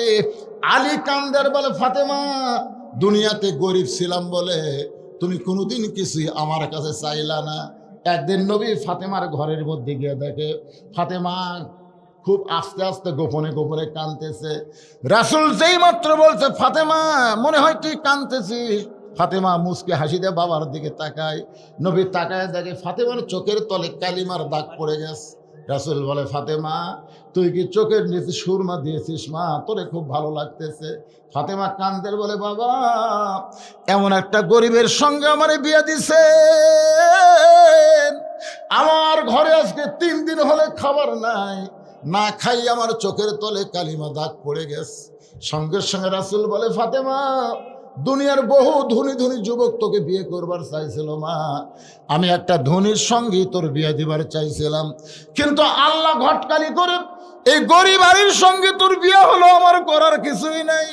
সঙ্গে সঙ্গে ফাতেমা মুচকি হাসি দেয়া বলে, বাবা এই কথা আপনি কেন গোপন করেছেন? আল্লাহ ঘটকালি করে যদি আলীর সঙ্গে আমার বিয়ে হয়, দরকার হলে না খাইয়া মরে যাব, তারপরে স্বামীর নামে আমার কোনো কমপ্লেন নয়। জোরে খান সুবহানাল্লাহ। আলী বলতেছে, ফাতেমা গরিব ছিলাম বলে কিছুই চাইলা না, আজকে রাত্রে মৃত্যুবরণ করবা, তুমি কি চাইবা ফাতেমা? বলে, 1 নম্বর চাওয়া হলো রাতের অন্ধকারেই আমাকে দাফন করা লাগবে, দিনের বেলা কবর দিলে আমার পর্দার খেলাফ হবে। আমার 2 নম্বর চাওয়া হলো আমার কোনো জানাজার ব্যবস্থা করবেন না। আমার 3 নম্বর চাওয়া হলো আমার লাশটা কিন্তু খাটনিতে তুলবেন না। আমার জানাজা করলে কি হবে, লক্ষ লক্ষ মানুষ যদি বলে ফাতেমা ভালো, আর আপনি যদি বলেন ভালো না, ফাতেমার এক তিল পরিমাণ লাভ হবে না। দুনিয়ার সমস্ত মানুষ যদি বলে ফাতেমা খারাপ, আর আপনি যদি বলেন আমার ফাতেমা ভালো, স্বামীর মুখের সার্টিফিকেটে আল্লাহ ফাতেমার জন্য 8টা জান্নাতের দরজা খুলে দিল। আমার লাশটা কান্দে নিবে 4 জন। আমি হিসাব করে দেখলাম, আমার বাবা যদি দুনিয়াতে থাকতো, মরা মেয়ের লাশের খাটনি বাবা কান্দে নিবার পারতো। আমার হাসান হোসেন যদি বড় হইতো, মায়ের লাশের খাটনি কান্দে নিবার পারতো। কিন্তু 6 মাস আগে আমার বাবা দুনিয়া থেকে বিদায় নিয়েছে। আমার হাসান হোসেন এত ছোট, এরা তো খাটনি কান্দে নিবার পারবে না। আপনি শুধু আমার লাশটা কান্দে করে নিয়ে ওই জান্নাতুল বাকির পূর্ব কোনায় সবুজ রঙের একটা বাতি জ্বলতেছে, ওই বাতি বরাবর আমাকে একটু দফন করে দিবে। যদি আমার কবর খুঁড়তে হয়, কষ্ট হয়, আপনার কেউ বন্ধু থাকলে তার একটু বলবেন কবর যেন খনন করে দেয়। হযরত আবু যার গিফারি কবর খনন করে দিছে। হযরত আলী গভীর রাত্রে ফাতেমাকে কান্দে করে জান্নাতুল বাকির পূর্ব কোনায় সবুজ রঙের বাতি বরাবর কবরে দাফন করে আল্লাহর কাছে বলতেছে, আল্লাহ ফাতেমাকে জীবনে আমি কোনো শান্তি দিবার পারি নাই, বেশিরভাগ সময় না খায়া থাকছে, ভালো কোনো কাপড় দিবার পারি নাই। এরপরেও ফাতেমা আমাকে কষ্ট দেয়নি কোনো কথার দ্বারা, কোনো ব্যবহারের দ্বারা। আমি দেখেছি আল্লাহ আমার ফাতেমা পর্দার মধ্যে থেকেছে।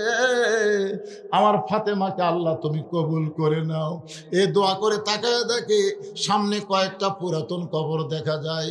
এইমাত্র ফাতেমার কবর দিছে, সেই নতুন কবর আর জান্নাতুল বাকির মধ্যে নেই। আলী কান্দের বলে, এখনই কবর দিলাম, এখনই কবর দিলাম, সেই কবর কোন জায়গায় গেল? গোটা জান্নাতুল বাকি দৌড়ায় আর বলে ফাতেমার কবর, আমার ফাতেমার কবর কোথায় রে, কোথায় ফাতেমার কবর? কে যেন গায়েব থেকে ডাকতে বলে, আলী তোমার ফাতেমা পর্দানিশি। আমি আল্লাহ জহুরা ডিগ্রি দিয়া ফাতেমার কবরটাকে কিয়ামত পর্যন্ত পর্দা করে দিয়েছি। আমার মায়েরা যারা পর্দার অঞ্চলে শুনতেছেন, মা সবসময় পর্দার গুরুত্ব দিবেন। পর্দা যদি না থাকে আপনাদের একটা আমল আল্লাহ কবুল করবে না। আর বেপর্দা নারীর পেট থেকে যে সন্তান আসবে, এই সন্তান ইসলামী আন্দোলনের কর্মী কোনোদিনও হবে না। জোরে কোন কথা ঠিক কি না? বেপর্দা নারীর পেটের সন্তান কোরআনের সৈনিক হবে না।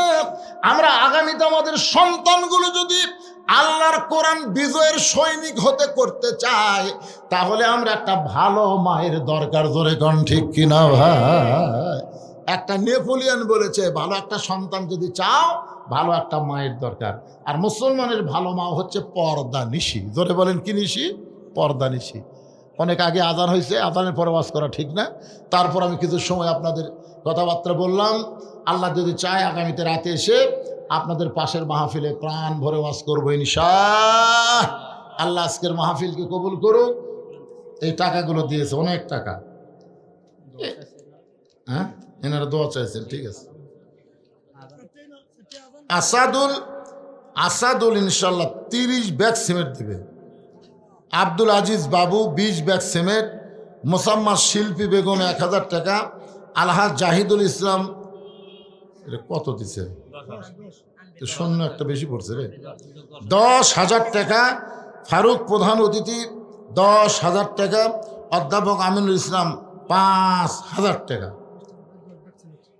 এটা কি সব নগদ না বাকি? এটা সব নগদ। মাশাআল্লাহ। মিস্টার সাহেব 10 বস্তা সিমেন্ট দান করবে আল্লাহর ঘর। আল্লাহ। আর আপনারা সবাই মনে রাখবেন, হেলিকপ্টার কিন্তু মসজিদের টাকা দেয় না। আবার হেলিকপ্টার লিয়াচ্ছে, মসজিদ টাকা দিলে ব্যয়ের আছে কি হবে? এটা আসলে আল্লাহর এক বান্দা নিয়ত করছিল, তার ব্যক্তিগত টাকা দিয়ে তিনি নিয়েছেন। কথাটা বুঝলেন?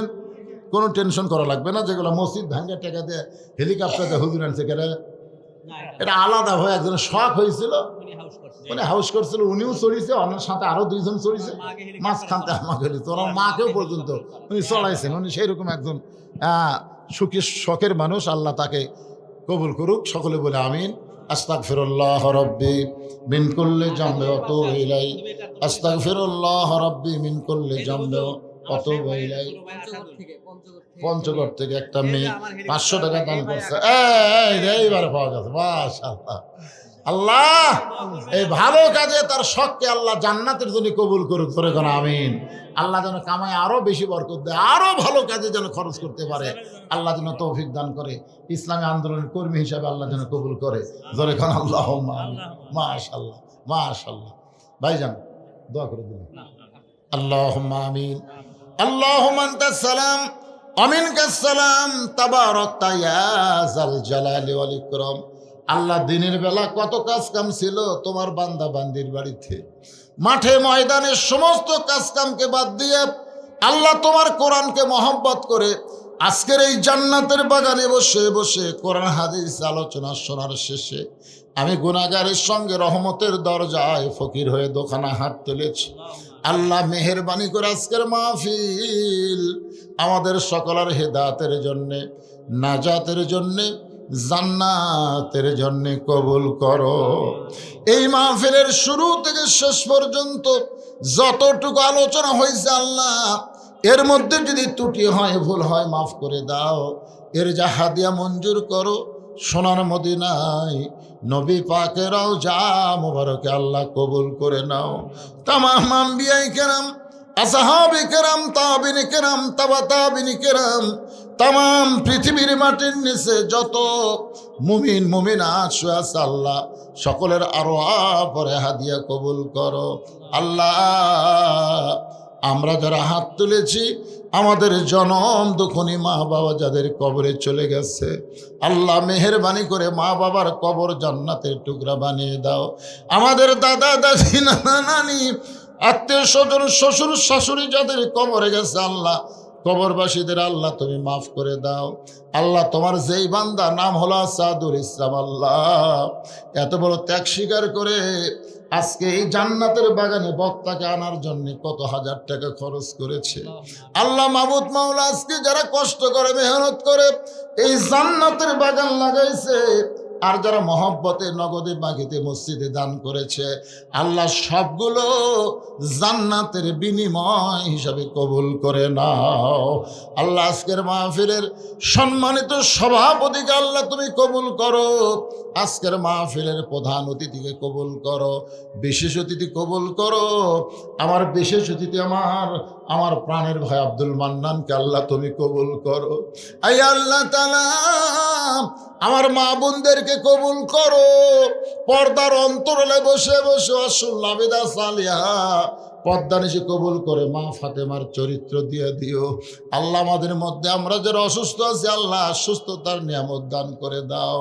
আল্লাহ বাংলাদেশের সাবেক 3 বারের প্রধানমন্ত্রী অসুস্থ অবস্থায় বিদেশে ছেলের কাছে লন্ডনে আছে, আমরা প্রাণ ভরে দোয়া করি তাকে পুরোপুরি সুস্থতা দান করে দিও। আয় আল্লাহ তাআলা, আল্লাহ ভারতের ষড়যন্ত্র থেকে আমাদের বাংলাদেশকে আল্লাহ তুমি হেফাজত করো।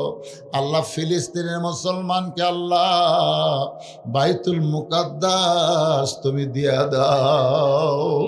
আল্লাহ ইহুদি শয়তানদেরকে পৃথিবীর মানচিত্র থেকে আল্লাহ তুমি ধ্বংস করে দাও। আল্লাহ আবুল আহাবকে তুমি ধ্বংসের কথা বলেছ, আমরাও দোয়া করি যারা তোমার ইসলামকে নিয়ে ঠাট্টা করে মস্করা করে তাদের হেদায়েত দাও, না হয় ধ্বংস করে দাও। আল্লাহ আমার বাংলাদেশের প্রতি খাস রহমত করো, খাস করে এই ঘোড়ামারা উত্তরপাড়া জামি মসজিদকে আল্লাহ কিয়ামত পর্যন্ত কবুল করো। এই মসজিদের সভাপতি, সেক্রেটারি, ক্যাশিয়ার, ইমাম, মুয়াজ্জিন, খতিব, মুসল্লি আল্লাহ সকলকে তুমি কবুল করো। আল্লাহ আবার দোয়া করি এত বড় কষ্ট করে মেহনত করে এই জান্নাতের বাগান যারা লাগাইছে আল্লাহ তাদের সকলকে আল্লাহ তুমি জান্নাতি কবুল করো। খাস করে আমার আসাদুলকে আল্লাহ তুমি কবুল করো।